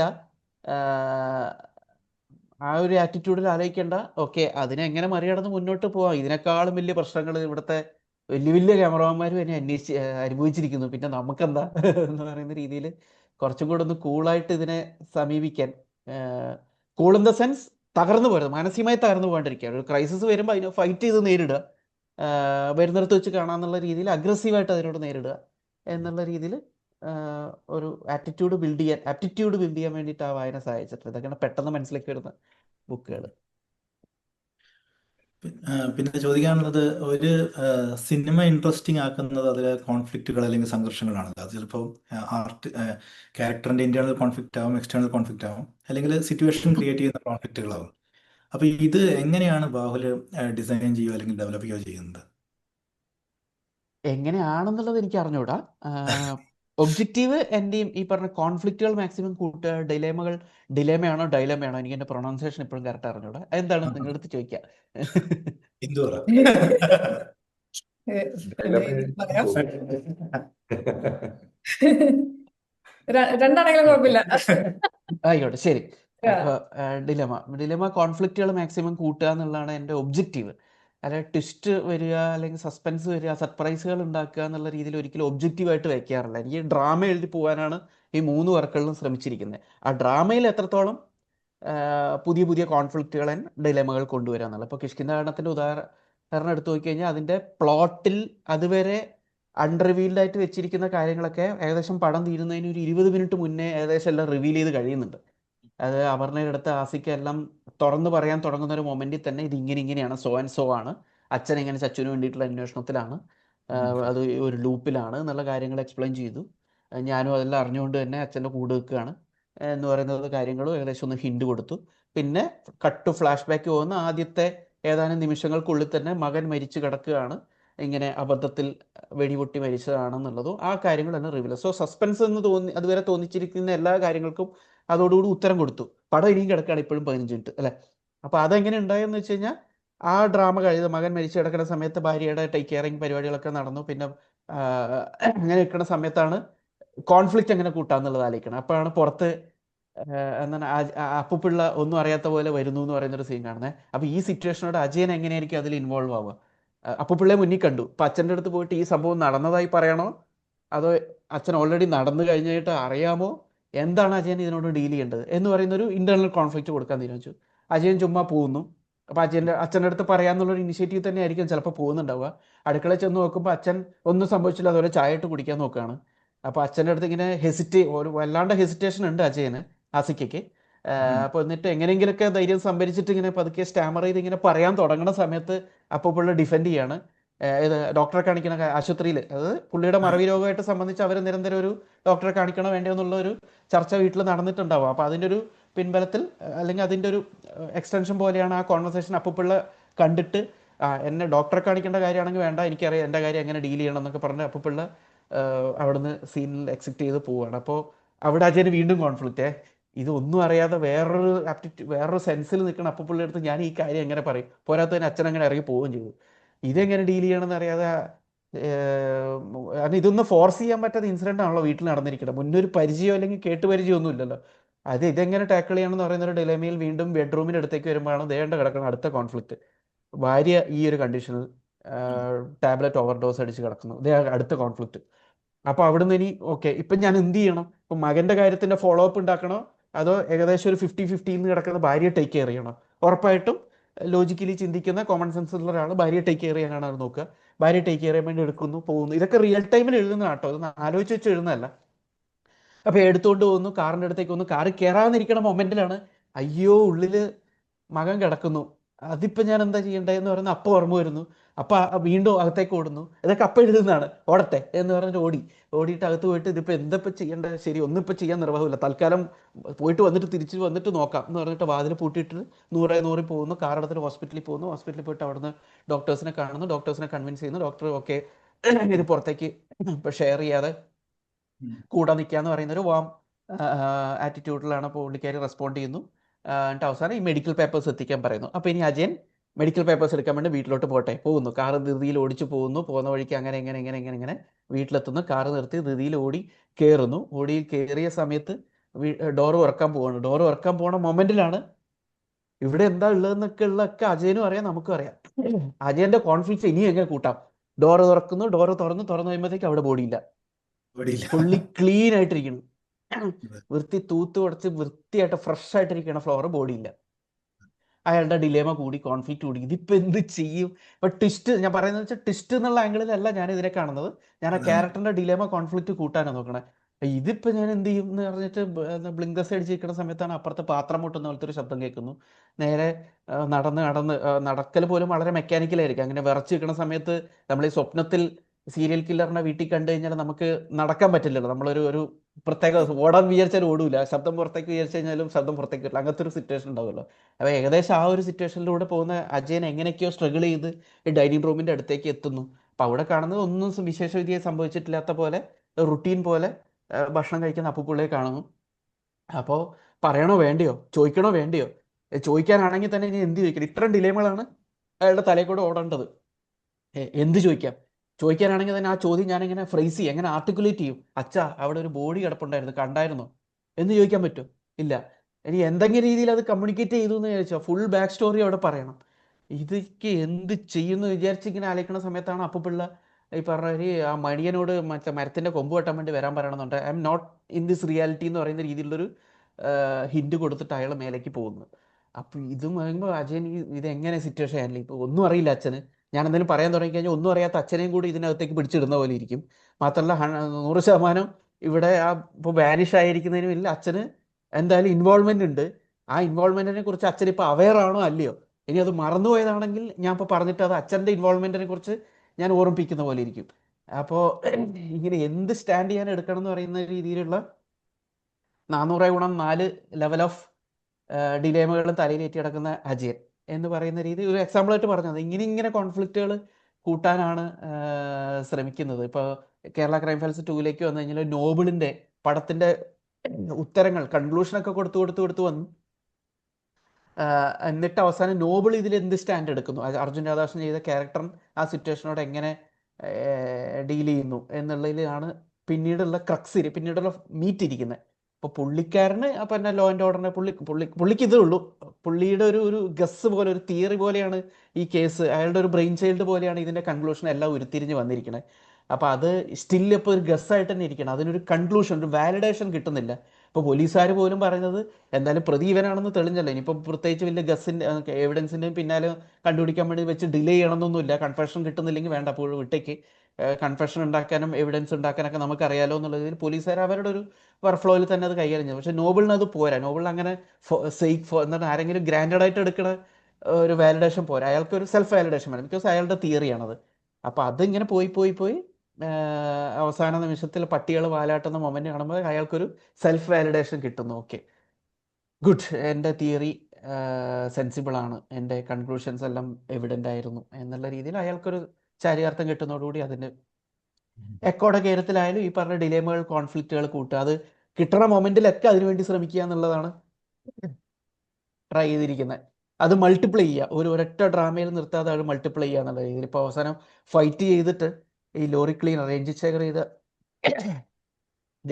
ചെയ്ത ലോറി ക്ലീനറിൻ്റെ ക്യാരക്ടറുമായിട്ട് പിയൂസിൻ്റെ ഫൈറ്റ് കഴിഞ്ഞിട്ട് അയാൾ ഏകദേശം മരിക്കാൻ പാകത്തിൽ ഇങ്ങനെ കിടക്കുകയാണ്, പാമ്പ് കടിയൊക്കെ ഏറ്റിട്ട്. അപ്പോൾ അവിടെ ശരിക്കും പറഞ്ഞാൽ അവിടെ പടം ആ സ്റ്റണ്ട് തീരുകയാണ് അല്ലേ. പിയൂസ് ജയിച്ചു, അവനെ അവിടെ ഒറ്റയടിക്ക് തന്നെ അവനെ കൊന്നിട്ട് അത് തീർക്കാം, എന്നിട്ട് ഇവന് കുളിക്കാൻ പോവാം. അങ്ങനെയാണെങ്കിലും സിനിമയുടെ കഥയിൽ പ്രത്യേകിച്ച് ഒരു വ്യത്യാസവും വരാൻ പോകുന്നില്ല. പക്ഷെ അവിടെ എങ്ങനെ ഒരു എക്സ്ട്രാ പുഷ് എന്ത് കൊടുക്കാം എന്നുള്ള സമയത്താണ് അയാൻ സഹായിക്കടാ എന്ന് പറയുന്നതും.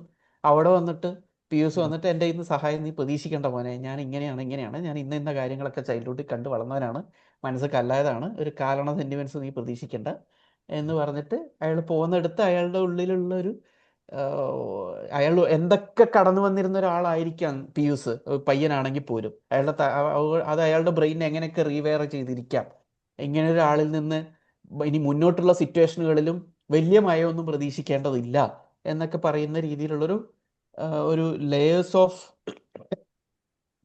എന്താ പറയുക, ക്യാരക്ടർ ഡീറ്റെയിലിംഗ് ആയിട്ട് അത് മാറുന്നു. അപ്പോൾ ഇങ്ങനെയൊക്കെയാണ് ശ്രമങ്ങൾ. കോൺഫ്ലിക്റ്റ് ആൻഡ് ഡിലേമേഴ്സ് തന്നെയാണ് ഫോക്കസ് ചെയ്യുക. Yeah.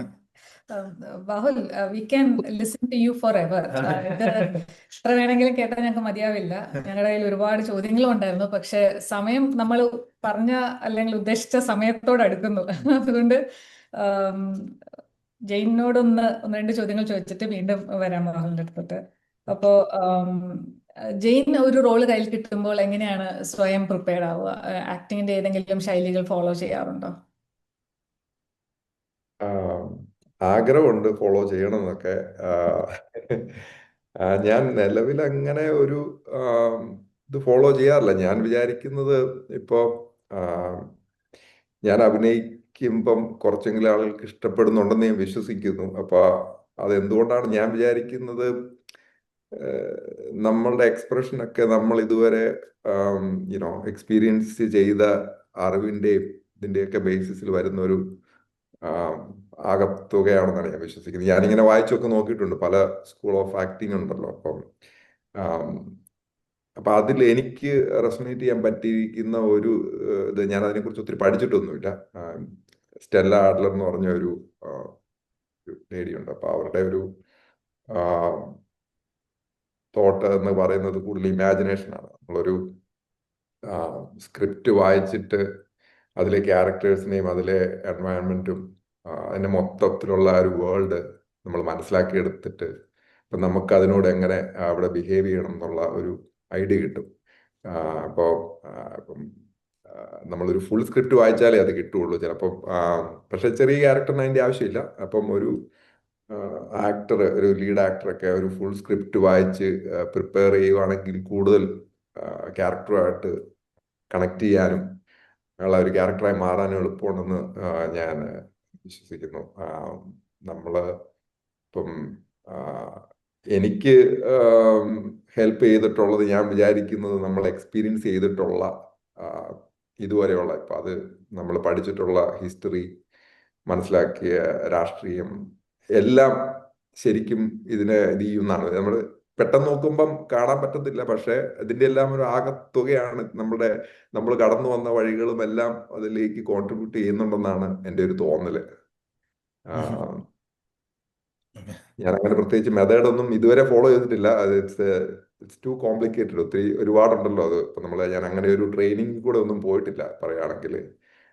പിന്നെ എവിടെയെങ്കിലും ചെറിയ ഇതൊക്കെ കാണുമ്പോൾ അതൊക്കെ ഇങ്ങനെ ശ്രദ്ധിക്കാറുണ്ട്. ഇപ്പം ഇൻസ്റ്റാഗ്രാമിലൊക്കെ ഞാൻ ആക്ടറായത് എങ്ങനെയാണ് അവർ അറിഞ്ഞതെന്ന് അറിയത്തില്ല. എനിക്ക് ചിലപ്പോൾ ഇങ്ങനെ ആക്ടിങ്ങിനെ കുറിച്ചുള്ള ഇതൊക്കെ ഫീൽഡിലൊക്കെ വരാറുണ്ട്. അപ്പൊ അന്നേരം ഞാനിങ്ങനെ ശ്രദ്ധിക്കും, ഓരോ ടെക്നിക്കുകളെ കുറിച്ചൊക്കെ ഓരോരുത്തർ പറയുന്നതും ഒക്കെ ഇത് ചെയ്യും. ഞാൻ അങ്ങനെ പ്രത്യേകിച്ച് ഒരു കോൺഷ്യസ് എഫേർട്ട് ഒന്നും ഇട്ടിട്ടില്ല ഇന്ന രീതിയിൽ ആക്ട് ചെയ്യണം എന്നുള്ളതൊക്കെ. പിന്നെ ഇതാണ്, ഞാനും ഈ പറഞ്ഞ പോലെ സ്ക്രിപ്റ്റ് എനിക്ക് ഇഷ്ടമാണ്. വായിക്കാൻ കിട്ടിക്കഴിഞ്ഞാൽ പലപ്പോഴും ഇപ്പം മുഴുവൻ സ്ക്രിപ്റ്റ് നമുക്ക് കിട്ടാറില്ല. അപ്പൊ ആ ഒരു പോർഷനെ കിട്ടാറുള്ളൂ.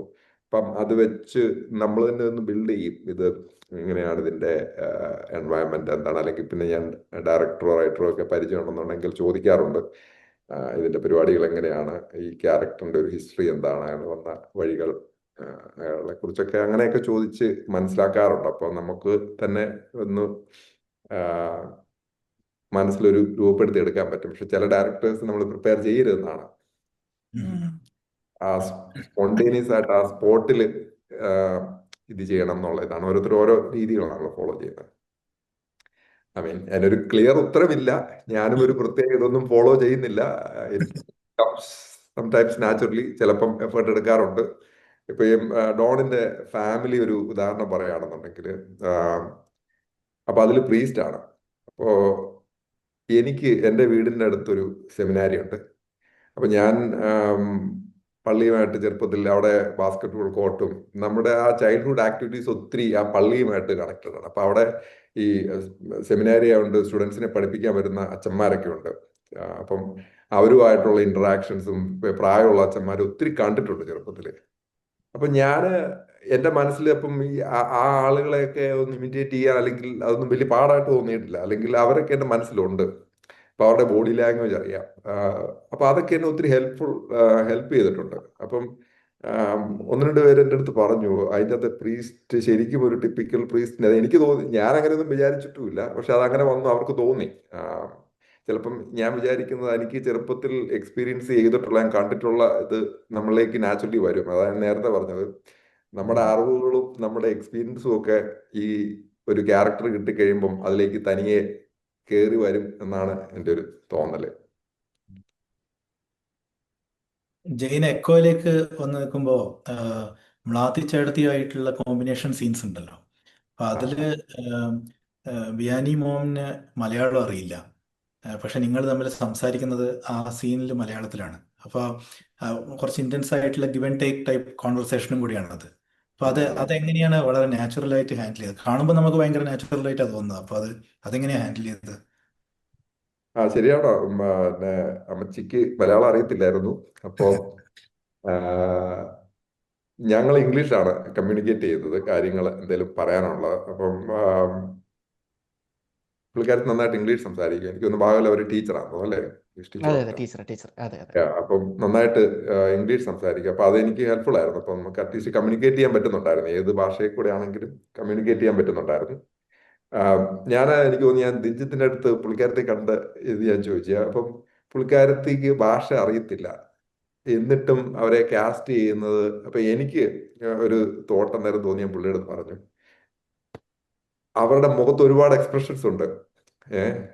അവർ സംസാരിക്കാതെ തന്നെ ഒരുപാട് എക്സ്പ്രഷൻസ് ഉള്ള ഒരു മുഖമാണ്. അത് മാത്രം മതി ഒരു ഫ്രെയിമില് ശരിക്കും ഒരുപാട് കാര്യങ്ങൾ കമ്മ്യൂണിക്കേറ്റ് ചെയ്യുന്നുണ്ട് അവരുടെ ആ സൈലൻസിൽ കൂടെ തന്നെ.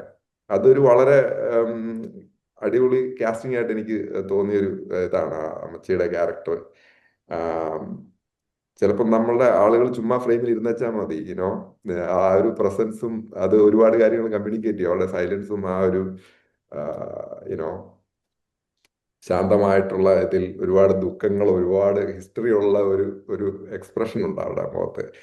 അപ്പം അത് എനിക്ക് വളരെ ഇതായിട്ട് തോന്നി. പിന്നെ ഈ പറഞ്ഞ പോലെ കമ്മ്യൂണിക്കേഷൻ അവരുടെ ഇപ്പം കുറച്ചുകൂടെ നന്നായിട്ട് പറയാൻ പറ്റുന്ന, അവർക്ക് ഇതുണ്ടായിരുന്നു, ലാംഗ്വേജ് ഇത് ചെയ്യാനായിട്ടുള്ള ആളുകളുണ്ടായിരുന്നു. ലിപ്പ് മൂവ്മെന്റ് ഒക്കെ കറക്റ്റായിട്ട് വരാനായിട്ടും ഒക്കെ ഹെൽപ്പ് ചെയ്യുന്ന ട്രെയിനേഴ്സ് ഒക്കെ ഉണ്ടായിരുന്നു. അപ്പം അങ്ങനെ നല്ല എക്സ്പീരിയൻസ് ആയിരുന്നു.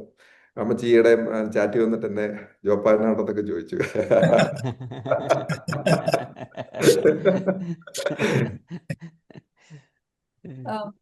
ബാഹുലിന്റെ സിനിമകള് ഒരുപാട് കാര്യങ്ങൾ പറയാതെ വെക്കുന്നുണ്ട്.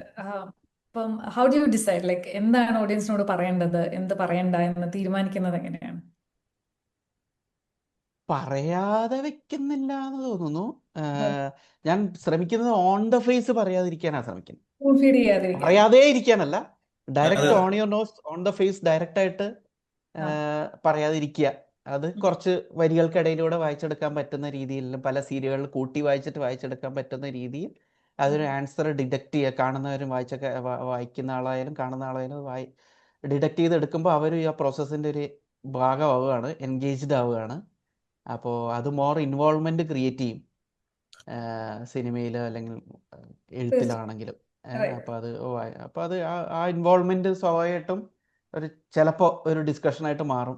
അറ്റ്ലീസ്റ്റ് ആ പറഞ്ഞ പർട്ടിക്കുലർ ഓഡിയൻ തൊട്ടടുത്ത് കാണുന്ന ഒരു സുഹൃത്തിൻ്റെ അടുത്തേക്ക് നിനക്കെന്താ തോന്നിയത്, എനിക്കിങ്ങനെയാണ് തോന്നിയത് എന്ന് പറയുന്നൊരു ചർച്ചയായിട്ട് മാറും. അപ്പോൾ അത് ചിലപ്പോൾ ക്രിട്ടിക്കലായിട്ടും ആവാം, കോംപ്ലിമെൻ്റ് ചെയ്യുന്ന രീതിയിലായിട്ടും ആവാം. അത് കുഴപ്പമില്ല. എങ്ങനെയാണെങ്കിലും സിനിമ കുറച്ച് നേരം കൂടെ എയറിൽ നിൽക്കും ഈ ചർച്ച കാരണം. തീർച്ചയായിട്ടും. ഞാൻ പറഞ്ഞ മറ്റേ എയറല്ല, ഒരു സോഷ്യൽ മീഡിയ സ്പേസിലായാലും ഇല്ലെങ്കിൽ ആൾക്കാരുടെ ഒരു ഇന്ററാക്ഷൻ്റെ ഭാഗത്തിലായാലും. ഇപ്പോൾ ഞാൻ പറഞ്ഞല്ലോ, കഴിഞ്ഞ ആഴ്ച ഒരു പ്രോഗ്രാമിന് പോയിരുന്നു എന്ന് പറഞ്ഞു. അപ്പോൾ അവിടെയുള്ള കുറേ പേര് പറഞ്ഞൊരു കാര്യമായിരുന്നേ, ഞങ്ങളെല്ലാവരും പടം കണ്ടിട്ട് പുറത്തിറങ്ങിയിട്ട് ഒരു 10 മിനിറ്റ് നേരത്തേക്ക് തിയേറ്റർ ഹാളിൽ നിന്ന് പുറത്തിറങ്ങിയിട്ട് ഒരു 10 മിനിറ്റ് നേരം എല്ലാവരും അവിടെ ഇങ്ങനെ നിൽക്കണം. ചിലർ സിഗരറ്റ് വലിക്കുന്നു, ചിലരിങ്ങനെ നിൽക്കുന്നു, എന്ത് പറയണം എന്ന് ആലോചിക്കുന്നു, നിനക്കെന്താ മനസ്സിലായത്, ഞാനിങ്ങനെ വിചാരിച്ചതെന്ന് പറഞ്ഞിട്ട് അങ്ങോട്ടും ഇങ്ങോട്ടും ഡിസ്കസ് ചെയ്യുന്നു. അവർ പറഞ്ഞ കേട്ടോ പറയണേ, ഞാനോട്ട് പറയുന്നതല്ല. അപ്പോൾ ഈ അടുത്ത കാലത്തൊന്നും അങ്ങനെ സിനിമ കണ്ടിട്ട് അങ്ങനെ പുറത്തിറങ്ങിയിട്ട് അങ്ങനെ വീട്ടിൽ പോകാതെ കുറേ നേരം അതിലൊരു തീരുമാനമാക്കിയിട്ട് പോകാമെന്ന് കരുതിയിട്ട് ചർച്ച ചെയ്തുകൊണ്ട് അവിടെ സമയം കളഞ്ഞ് നിൽക്കേണ്ടി വന്നിട്ടില്ല. ഇതിന് മുന്നേ പോലെ ഉണ്ടായിരുന്നു, കിഷ്കിന്ധാടനത്തിലായിരുന്നു. ഓക്കെ, താങ്ക് യു എന്ന് പറഞ്ഞിട്ട്. അപ്പോൾ ഈ ചർച്ചകൾ വർക്കിൻ്റെ സർക്കുലേഷന് ഭയങ്കരമായിട്ട് ഹെൽപ്പ് ചെയ്യുന്നുണ്ട്. സിനിമയുടെ PR ആയിട്ട്, ഒരു പ്രൊമോഷനായിട്ട് അത് തന്നെ മാറുന്നു. നമുക്ക് സിനിമ നല്ലതോ മോശമോ എന്നുള്ള PR ഉപരിയായിട്ട് ഇങ്ങനെയൊരു സിനിമ ഇറങ്ങിയിട്ടുണ്ട് എന്ന് പറയുന്ന ഒരു വിഷയമാണ് ഏറ്റവും കൂടുതൽ സർക്കുലേറ്റ് ചെയ്യപ്പെടേണ്ടത്. അതിനൊക്കെ ഈ ചർച്ചകൾ സോഷ്യൽ മീഡിയയിൽ, ഫേസ്ബുക്കിലും ട്വിറ്ററിലും ഇൻസ്റ്റയിലൊക്കെ ആയുള്ള ഈ ചർച്ചകൾ ഭയങ്കരമായിട്ട് അതിൽ കമൻസ് വരും, അതിൽ ക്രിറ്റിസിഷൻ വരും, അതിലകത്ത് കുറ്റങ്ങൾ പറഞ്ഞ നെഗറ്റീവ്സ് പറയുന്ന ആൾക്കാരുണ്ട്, അതിനെ കൗണ്ടർ ചെയ്തിട്ട് പോസിറ്റീവ് പറയുന്ന ആൾക്കാരുണ്ട്. ഈ ത്രെഡ് ഇങ്ങനെ സർവൈവ് ചെയ്തുകൊണ്ട് ഇരിക്കുന്നുണ്ട്. ഇത് പടം കണ്ടിട്ടില്ലാത്ത ആൾക്കാർ ഇതെന്താണ് ഇതിനെക്കുറിച്ച് ഭയങ്കര അടിപിടി നടക്കുന്നുണ്ടല്ലോ, എന്നാൽ പിന്നെ ഒന്ന് കണ്ടു നോക്കണമല്ലോ എന്ന് തീരുമാനിക്കുന്നിടത്ത് നമ്മളെ പ്രൊഡ്യൂസർ ഹാപ്പി ആവുന്നു. അത് ഒരു തവണ നല്ല പടം സ്ട്രാറ്റജി കണ്ടിട്ട് ആണ് അത്. നല്ല ഒരു തവണ സ്ട്രാറ്റജി. പടം കണ്ടിട്ട് കുറെ കാര്യങ്ങൾ കിട്ടി, ഒന്നും കൂടെ ഒന്ന് കണ്ടു കഴിഞ്ഞാൽ പക്ക ക്ലാരിറ്റി ആവും എന്ന് കരുതിയിട്ട് അയാൾ അതെ രണ്ടാമത് കാണുന്നിടത്ത് ഞങ്ങൾ പ്രൊഡ്യൂസർ വീണ്ടും ഹാപ്പി ആവും. Repeat value. അതെ അതെ. അപ്പൊ അപ്പോൾ അൾട്ടിമേറ്റ്ലി പ്രൊഡ്യൂസർ ഹാപ്പി ആവുകയാണല്ലോ വേണ്ടത്. പിന്നെ ഈ പറഞ്ഞൊരു ഒന്നും അങ്ങനെ പറയാണ്ടിരിക്കാൻ ശ്രമിക്കുന്നില്ല. ആവശ്യമുള്ളത് ഈ കഥയിലൂടെ എന്താണ് നരേറ്റ് ചെയ്യാൻ ശ്രമിച്ചിരിക്കുന്നത്, നരേറ്റീവിൻ്റെ ഒബ്ജക്റ്റീവ് എന്താണോ അത് ഫുള്ളായിട്ട് കംപ്ലീറ്റ് ചെയ്യുന്നുണ്ട്. ഇപ്പോൾ കിഷ്കിന്ധാകാന്ഡത്തിൽ ചച്ചു എവിടെയാണ് ഇപ്പോൾ എന്നുള്ളത് എൻ്റെ നരേറ്റീവ് ഒബ്ജക്റ്റീവിൻ്റെ ഭാഗമേ അല്ല. സോ അത് എനിക്ക് ആൻസർ ചെയ്യണം, അതിന് കണ്ടെത്താനോ എനിക്ക് താല്പര്യമില്ല. കാരണം ആ കഥ എങ്ങനെ ഫോളോ ചെയ്യുന്ന വെച്ചാൽ ഇങ്ങനൊരു സിറ്റുവേഷനിലൂടെ കടന്നു പോകേണ്ടി വന്ന ഒരു അപ്പൂപ്പൻ ക്യാരക്ടർ, ആ അപ്പൂപ്പൻ തന്നെ അത് മനഃപൂർവ്വം മറന്നു കളഞ്ഞു. സോ അയാളുടെയും ഒബ്ജക്റ്റീവിൻ്റെ ഭാഗമല്ല ഇത് എവിടെയാണെന്നുള്ളത്, ഇതിനെന്ത് സംഭവിച്ചു, ആ കുട്ടിക്ക് എന്ത് സംഭവിച്ചു, അതിൽ റോൾ ഉണ്ടോ ഇല്ലയോ, ഇത്തരം കാര്യങ്ങൾക്ക് പുള്ളിക്കാരന് ക്ലാരിറ്റി വേണ്ടു. ആ അതിൻ്റെ ബിഹൈൻഡിലുള്ള സത്യം പുറത്തേക്ക് അറിയുന്നത് ആ കുടുംബത്തിന്, അയാളുടെ മക്കൾക്കൊക്കെ വിഷമം ഉണ്ടാകുന്ന ഒരു കാര്യമാണെന്ന് അറിയുന്ന മൊമെന്റ് തൊട്ട് തന്നെ അയാൾ അതിൻ്റെ അന്വേഷണം അവിടെ വെച്ച് നിർത്തുകയാണ്, അതിലുള്ള കണ്ടെത്തലുകളൊക്കെ നശിപ്പിക്കുകയാണ്. സോ അയാളുടെ നെഗറ്റീവ് ഒബ്ജക്റ്റിന്റെ ഭാഗമല്ല കുട്ടിയെ എവിടെയാണ് അടക്കം ചെയ്തിരിക്കുന്നത്, അല്ലെങ്കിൽ വട്ടവർ ആ ബോഡിക്ക് എന്ത് സംഭവിച്ചു എന്നുള്ള ഉത്തരം അയാളുടെ നെഗറ്റീവ് ഒബ്ജക്റ്റിന്റെ ഭാഗമല്ല. സോ അതുകൊണ്ട് ഞാൻ വിടും. എൻ്റെ നെഗറ്റീവ് ടൂള് അല്ലെങ്കിൽ പെർസ്പെക്റ്റീവ് പോകുന്നത് അപ്പുപിള്ളയിലായതുകൊണ്ട്. അപ്പോൾ അതാണ് അതിൻ്റെ പ്ലോട്ട്. പിന്നെ അങ്ങനെ ഒരു ക്യാരക്ടറിൻ്റെ കൂടെ ജീവിച്ചു പോകുന്ന മറ്റ് ക്യാരക്ടേഴ്സ് ആ സിറ്റുവേഷനെ എങ്ങനെ ടാക്കിൾ ചെയ്യുന്നു എന്നുള്ളതും കൂടിയാണ് അതിൻ്റെ plot. So finding Chachu was never the objective of the plot. പിന്നെ കേരള ക്രൈം ഫയൽസിലേക്ക് ആണെങ്കിലും എന്ത് സംഭവിച്ചു എന്നുള്ളതിൻ്റെ ഉത്തരങ്ങൾ വായിച്ചെടുക്കാവുന്ന രീതിയിൽ എല്ലാ ലീഡുകളും അതിലുണ്ട്, ആര് ചെയ്തു എന്നുള്ളതിൻ്റെ ലീഡുകളുണ്ട്. ഇത് എങ്ങനെ ഈ സംഭവം സംഭവിച്ചു എന്നുള്ളതിൽ അതിലൊരു ഫണ്ണില്ല എന്ന് മാത്രമല്ല, അത് കാണിക്കാൻ ശ്രമിച്ചു കഴിഞ്ഞാൽ അവസാനത്തെ ഈ വാലാട്ടലും, ആ വാലാട്ടൽ കണ്ടിട്ട് ചിരിക്കുന്ന ജെയ്സ്മോൻ, ആ വാലാട്ടലും ജെയ്സ്മോന്റെ കൗണ്ടർ ചിരിയും കണ്ടിട്ട് ഒരു സെൽഫ് സാറ്റിസ്ഫാക്ഷനോടെ ചെറിയതായിട്ട് ചിരിക്കുന്ന നോബിൾ, ആ ഒരു ട്രയോ ഉണ്ടല്ലോ അവിടുത്തെ, അതിൻ്റെ ഒരു ഡൈനാമിക്സിന് റെലവൻസ് ഇല്ല. ക്രൈം എങ്ങനെ നടന്നു, എങ്ങനെ ഇവരൊക്കെ മരിച്ചു എന്ന് കാണിച്ചു കഴിഞ്ഞാൽ ആ ഡൈനാമിക്സിന് റെലവൻസ് ഇല്ല. സോ അങ്ങനെ ഒരു കൺക്ലൂഷനിലേക്ക് പോകുന്ന ഒരു ഒബ്ജക്റ്റീവ് ആയിരുന്നു അതിൻ്റെ പിന്നിലുണ്ടായിരുന്നത്. എക്കോയുടെ കേസിലാണെങ്കിൽ എക്കോയാണ് എനിക്ക് തോന്നുന്നു ഈ മൂന്നിനും വെച്ചിട്ട് ഏറ്റവും കൂടുതൽ സ്പൂൺ ഫീഡ് ചെയ്തത് എക്കോയിലാണെന്നാണ് എനിക്ക് തോന്നുന്നത്. കാരണം എല്ലാ ആൻസറും അതിൽ പച്ചവെള്ളം പോലെ അവസാനം നേവിക്കാരൻ നരേഞ്ചേട്ടൻ്റെ ഡയലോഗിലൂടെ അതിൽ പറയുന്നുണ്ട്. സിറ്റുവേഷൻ സീനായിട്ടും വിഷ്വലായിട്ടും അതിന് മുന്നേ പല രീതിയിൽ സോയി എന്ന് പറയുന്ന മലാത്തിച്ചേട്ടത്തിലെ ചെറുപ്പക്കാരി, എന്താണ് ചെറുപ്പകാലഘട്ടത്തിലത്തെ ക്യാരക്ടർ മലേഷ്യയിൽ ട്രാപ്പ് ആകുന്ന രീതിയിൽ നമ്മൾ കാണിച്ചിട്ടുണ്ട്. നേവിക്കാരനും പാപ്പച്ചനും ഈ മലാത്തിച്ചേട്ടത്തിലെ വീട്ടിലോട്ട് വരുമ്പോൾ അവിടെ വഴിയിൽ വെച്ചിട്ട് പട്ടികൾ തടയുന്നത് കാണിച്ചിട്ടുണ്ട്. പിന്നെ റിയൽ ടൈമിൽ ഇവിടെ പിയൂസിനെ പട്ടാപ്പകൽ ഒരു ഓപ്പൺ സ്പേസിൽ പോലും പട്ടികൾ എങ്ങനെയാണ് അവിടെ വളഞ്ഞിരിക്കുന്നത്, അനങ്ങാൻ പെടാത്ത രീതിയിലാണെന്നുള്ളതും കാണിച്ചിട്ടുണ്ട്. സോ മെറ്റഫറിക്കലി വിഷ്വലി എല്ലാ രീതിയിലും കമ്മ്യൂണിക്കേറ്റ് ചെയ്തിട്ടുണ്ട്. പിന്നെ ഒരു ലൈവ് കമൻറ്ററി പോലെ നേവിക്കാരൻ അവിടെ എല്ലാം പറയുന്നുണ്ട്. സോ ആക്ച്വലി എക്കോ കുറച്ചധികം ഡയറക്റ്റ്ലി ഫീഡിങ് ആണ്. പിന്നെ ഈ പറഞ്ഞ പോലെ ഞാൻ 1-2 സ്ഥലത്ത് ഇങ്ങനെ ഒരു ഉദാഹരണം പറഞ്ഞിട്ടുണ്ടായിരുന്നു. നമുക്ക് സ്കൂളിൽ പഠിക്കുമ്പോൾ മാച്ച് ദ ഫോളോയിങ് എന്ന് പറഞ്ഞിട്ടൊരു ക്വസ്റ്റ്യൻ വരാറുണ്ട്, ചേരുംപടി ചേർക്കുക. അപ്പോൾ അതിൽ കോളം എയിൽ കുറേ മൃഗങ്ങളുടെ പേരും കോളം ബിയിൽ അവർ കഴിക്കുന്ന ഫുഡുകളുടെ പേരും ആയിരിക്കും. അപ്പോൾ അതിൽ പൂച്ചയ്ക്ക് നേരെ, ക്യാറ്റിന് നേരെ എഴുതിയിരിക്കുന്നത് പുല്ല് എന്നും പശുവിന് നേരെ എഴുതിയിരിക്കുന്നത് പാല് എന്നും ആയിരിക്കും. അപ്പം നമ്മൾ വേണം പശുവിൽ നിന്ന് പുല്ലിലേക്ക് ഒരു വര വരച്ചിട്ട് പശുവിൻ്റെ ഫുഡ് ഇതാണ് എന്ന് പറഞ്ഞിട്ടൊരു വര വരയ്ക്കാൻ. അപ്പോൾ ആ കൈൻഡ് ഓഫ് ഒരു എൻഗേജ്മെൻറ്റ് ആണ് എക്കോയിലൂടെ ട്രൈ ചെയ്തിരിക്കുന്നത്, ഇത് ഇങ്ങോട്ടൊക്കെ കൂട്ടി വായിക്കാൻ വേണ്ടിയിട്ട്. സോ എല്ലാത്തിനുള്ള ഉത്തരങ്ങൾ എക്കോയിലുണ്ട്. നോട്ട് നെസസറിലി അതാ ചോദ്യത്തിൻ്റെ തൊട്ട് താഴെ തന്നെ ഉത്തരം എഴുതിയില്ല എന്നുള്ളൂ. പിന്നെ കുര്യച്ചൻ എവിടെയെന്നുള്ളതിൻ്റെ വിഷ്വല് കാണിക്കാത്തതാണ്. പിന്നെ ഇതിൽ ഒരു ടിപ്പിക്കൽ ആൻസർ കൊടുക്കാതിരിക്കുന്ന ഒരു സാധനം, അത് കോൺഷ്യസ്ലി ഡെലിബറേറ്റ്ലി അങ്ങനെ തന്നെ വേണമായിരുന്നു. കാരണം അഗൈൻ നരേറ്റീവിൻ്റെ ഒബ്ജക്റ്റീവ് എന്ന് വെച്ച് കഴിഞ്ഞാൽ കുര്യച്ചൻ എവിടെ പോയി ഒളിവിൽ താമസിച്ചു എന്നുള്ളതിൻ്റെ physical appearance and form and look and ഫീലിന് യാതൊരു റെലവൻസും ഇല്ല നമുക്ക്. അയാൾ എവിടെയാണോ സ്വമേധയായി പോയി ഒളിവിൽ താമസിച്ചത് അവിടെ അയാൾ പുറത്തേക്ക് ഇറങ്ങാൻ പറ്റാത്ത രീതിയിൽ ലോക്കാണ്. കാരണം ആ പട്ടികൾ അയാളുടെ നിയന്ത്രണത്തിലല്ല, മറ്റൊരാളുടെ നിയന്ത്രണത്തിലാണ്.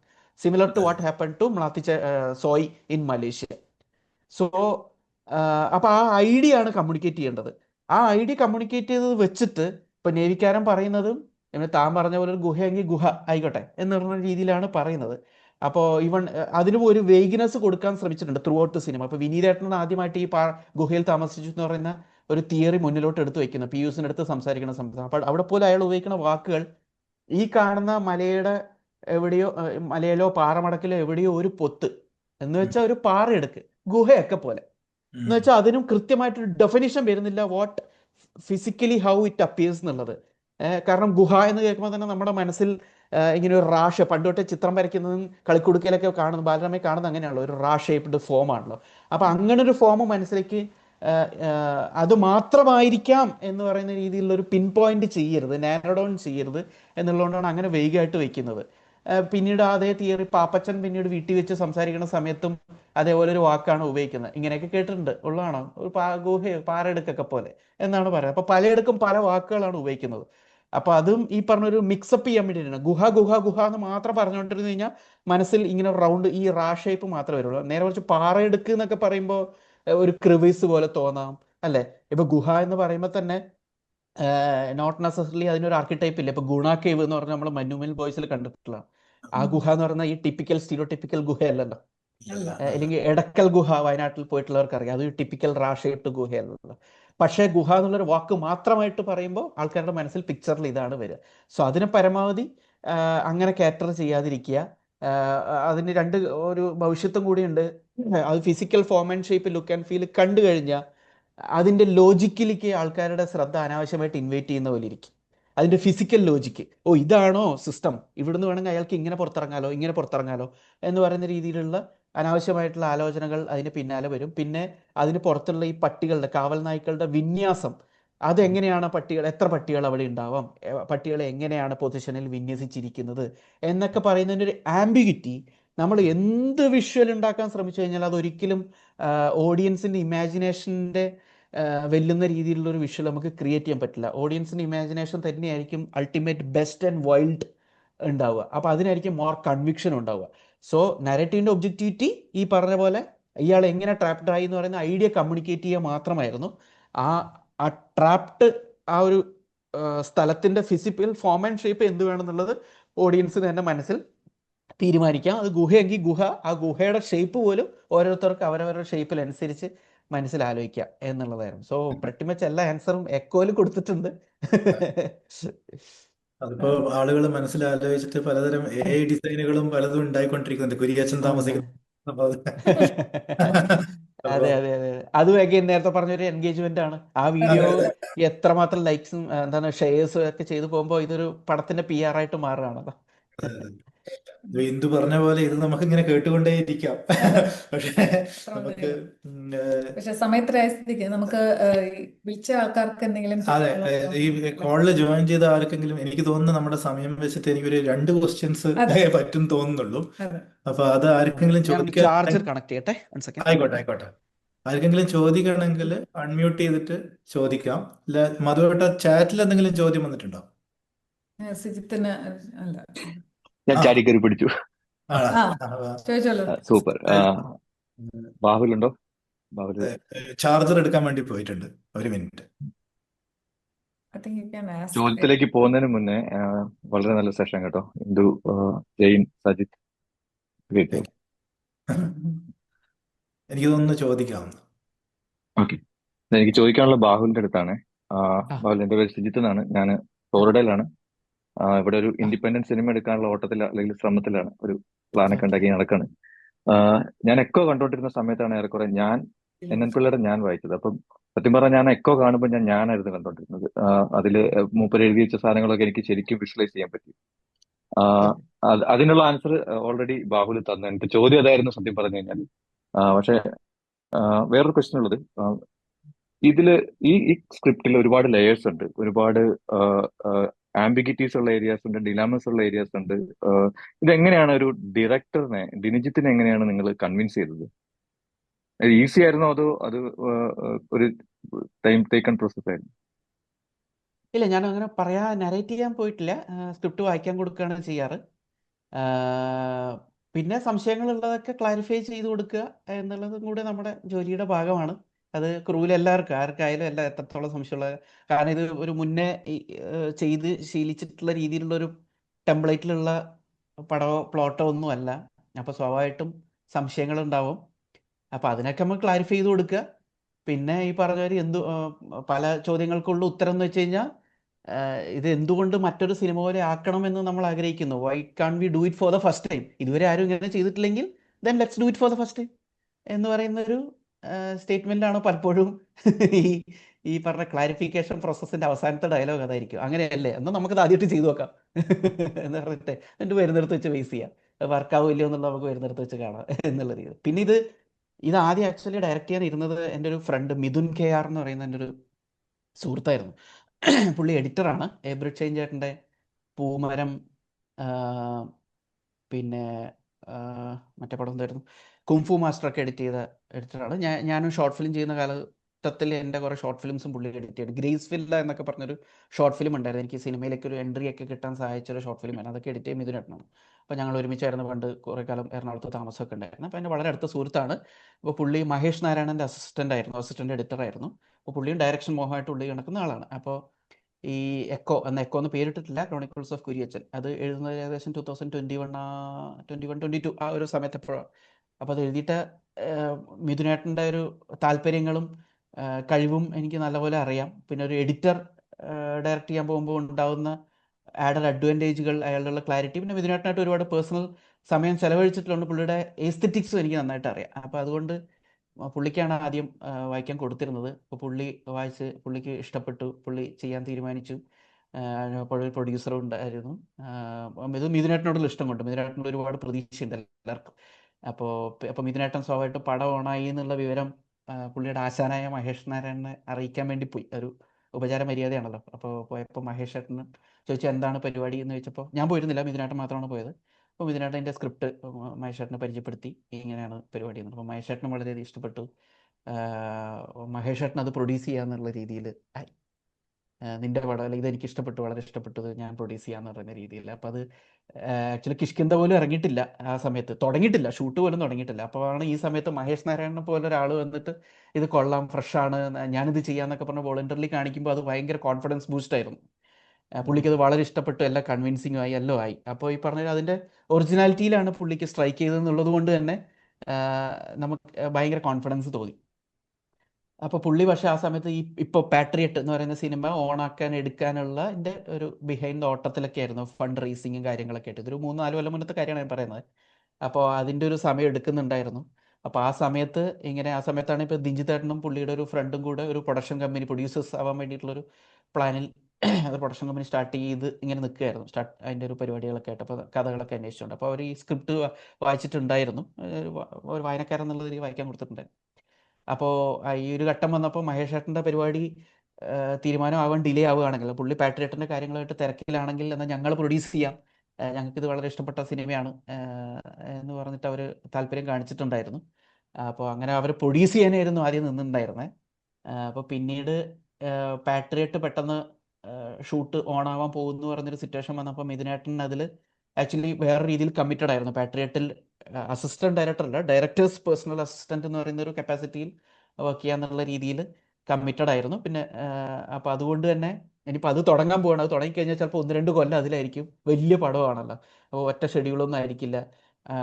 അപ്പോൾ എന്നാൽ അത്രയും കാലം നീ ഇത് ഒന്നും ചെയ്യാതെ വെറുതെ വെക്കണ്ട, ഞാൻ നിന്നെ പോസ്റ്റിലാക്കുന്ന പോലെ ഇരിക്കും എന്ന് പറഞ്ഞിട്ട് മിഥുനേട്ടൻ പറഞ്ഞു, നീ അത് ചെയ്യാൻ ശ്രമിക്കുക, അല്ലെങ്കിൽ നീ വെറുതെ ഫുൾ സാധനം കയ്യിൽ വെച്ചോണ്ട് എന്തിനാണ് നീ നഷ്ടപ്പെടുത്തരുത്. എന്നാൽ അതിനിടയിൽ ഇങ്ങനെ വേറെ ഏതെങ്കിലും ഒരു സിനിമ വന്നു കഴിഞ്ഞാൽ പോലും ഇത് ചെയ്യാൻ പറ്റാത്തൊരവസ്ഥയാവില്ല. സിനിമയുടെ ഇൻസെക്യൂരിറ്റീസിനെ കുറിച്ചൊക്കെ ഇതിനായിട്ട് നല്ല ക്ലാരിറ്റി ഉണ്ട്. അപ്പോൾ നമുക്ക് പിന്നീട് എപ്പോഴെങ്കിലും നീ എന്തായാലും ഇത് ശ്രമിക്കുക, ഞാൻ പാട്രിയറ്റി വർക്ക് ചെയ്ത് ഇറങ്ങുന്നവരെ ഇനി അപ്പോഴും നമ്മളിത് സ്റ്റിൽ ഇത് മൗണ്ട് ചെയ്യപ്പെട്ടിട്ടില്ലെങ്കിൽ ഞാൻ അത് കഴിഞ്ഞു വരുന്ന ഉടനെ നമുക്കിത് ചെയ്യാം, എന്തായാലും മഹേഷേട്ടൻ്റെ സപ്പോർട്ടും ഉണ്ട് എന്ന് പറഞ്ഞു. ഇല്ലെങ്കിൽ നമുക്ക് വേറെ ഏതെങ്കിലും സിനിമയിൽ ചെയ്യാമെന്ന് പറഞ്ഞു. അപ്പോൾ അങ്ങനെ നിൽക്കുന്ന സമയത്താണ് എന്നാൽ പിന്നെ നമ്മൾ കിഷ്കിന്ധയുടെ പ്രീ പ്രൊഡക്ഷൻ ഏകദേശം തുടങ്ങിയിട്ടുണ്ടായിരുന്നു. അപ്പോൾ പറഞ്ഞു എന്നാൽ പിന്നെ നമുക്ക് തന്നെ ചെയ്താലോ എന്തായാലും നമ്മളെല്ലാവരും ഒരുമിച്ചുണ്ടാവും. കിഷ്കിന്ധയുടെ പ്രീ പ്രൊഡക്ഷൻ ഷൂട്ട് എന്നൊക്കെ പോസ്റ്റ് പ്രൊഡക്ഷൻ നമ്മുടെ ക്രൂ എല്ലാവരും ഒരുമിച്ച് തന്നെ ഉണ്ടാവും. എസ്പെഷ്യലി നമ്മുടെ art director Sajeesh Thamarassery, ADs ടീമിലത്തെ കോറായിട്ടുള്ള 1-2 പേരൊക്കെ നമ്മുടെ കൂടെ തന്നെ ഉണ്ടാവും. അപ്പം ഫുൾ ടീം ഒരുമിച്ച് തന്നെ ഉണ്ടല്ലോ. അപ്പോൾ പാരലലി ഒരേ സൈക്കിളിൽ തന്നെ പൊയ്ക്കൊണ്ടിരിക്കുന്നതുകൊണ്ട് തിങ്സ് വുഡ് ബി ഈസി എന്ന് പറയുന്നൊരു പരിപാടിയിലായിരുന്നു. പിന്നെ അങ്ങനെയായിരുന്നു ഇതിൻ്റെ പ്രോസസ്സ്. സോ അങ്ങനെ ഒരു കൺവിൻസിങ് സ്റ്റേജ് കാര്യങ്ങളൊന്നും ഉണ്ടായിരുന്നില്ല. ഓരോ സ്റ്റേജിലും ഈ പറഞ്ഞ ഒരു ഡൗട്ടുകൾ കാര്യങ്ങളൊക്കെ അത് ആര് തന്നെ ചോദിച്ചു കഴിഞ്ഞാലും അത് ക്ലിയർ ചെയ്ത് കൊടുക്കാൻ ഞാൻ ബാധ്യസ്ഥനാണ്. അപ്പോൾ അത് ക്ലിയർ ചെയ്ത് പോകും. അങ്ങനെ. വേറെ ആർക്കെങ്കിലും ചോദ്യങ്ങളുണ്ടോ? ശില്പയുടെ ചോദ്യം ചോദിക്കാം. വേറെ ആരും ചാറ്റിലൊന്നും ഇല്ലെങ്കിൽ ശില്പ സിയാറ്റൽ എന്നൊരു ചോദ്യം അയച്ചിട്ടുണ്ട്. ശില്പ ജോയിൻ ചെയ്തിട്ടില്ല. വേറെ ആരുടെയും ചോദ്യം ഇല്ലെങ്കിൽ ഞാനത് ചോദിക്കാം. ജെയിനോടാണ്. As an NRI, you have carved your space in a highly competitive and challenging industry. What lessons have your journey taught you? How difficult was the road to get here? And what advice would you give aspiring actors who dream of entering the Malayalam film industry? മ്യൂട്ടാണ്. മ്യൂട്ടാണ് Jain. Sorry, ഞാൻ മ്യൂട്ടിലായത് ഞാൻ തന്നെ മറന്നുപോയി. Okay, one word, it's a sacrifice, not just for me, but for my family too. അപ്പോൾ ഞാൻ എൻ്റെ ഫാമിലിയെ കുറിച്ച് പറഞ്ഞില്ല. എൻ്റെ പാർട്ണർ മഞ്ജു, ഞങ്ങൾക്ക് 2 കുട്ടികളുണ്ട്. ഇപ്പം ഞാൻ ഈ പറഞ്ഞ പോലെ 2023 ജോലി വിട്ട് ഫീൽഡ് മാറി സിനിമയിലേക്ക് വന്നു. അതൊരു ജേർണിയാണ്. സ്ട്രഗിൾ എന്ന് പറയുന്നത് ഇപ്പോഴും ഉണ്ട്, തുടങ്ങിയിട്ടുണ്ടായിരുന്നു, ഇപ്പോഴും ഉണ്ട്, ഇനി അത് കുറെ കാലം ഉണ്ടാവുമെന്ന് എനിക്കറിയാം. അപ്പം ആ ഒരു അൺസർട്ടനിറ്റി ഉണ്ട്. പക്ഷെ ഞാൻ ഈ അൺസർട്ടനിറ്റി ഉള്ളപ്പോഴും ഈ പ്രോസസ്സ് എൻജോയ് ചെയ്യുന്നതിൻ്റെ പ്രധാനപ്പെട്ട കാരണം എന്ന് പറയുന്നത് നമ്മുടെ കൂടെയുള്ള ആളുകൾ നമ്മൾക്ക് വേണ്ടി സാക്രിഫൈസ് ചെയ്യുന്നത് മാത്രമല്ല, നമ്മൾ എൻകറേജും കൂടെ ചെയ്യുക എന്ന് പറയുന്ന ഒരു പ്രോസസ്സ് ഉണ്ട്. അതിലാണ് പിടിച്ചു നിൽക്കുന്നത്. ഒട്ടും ഈസി അല്ല.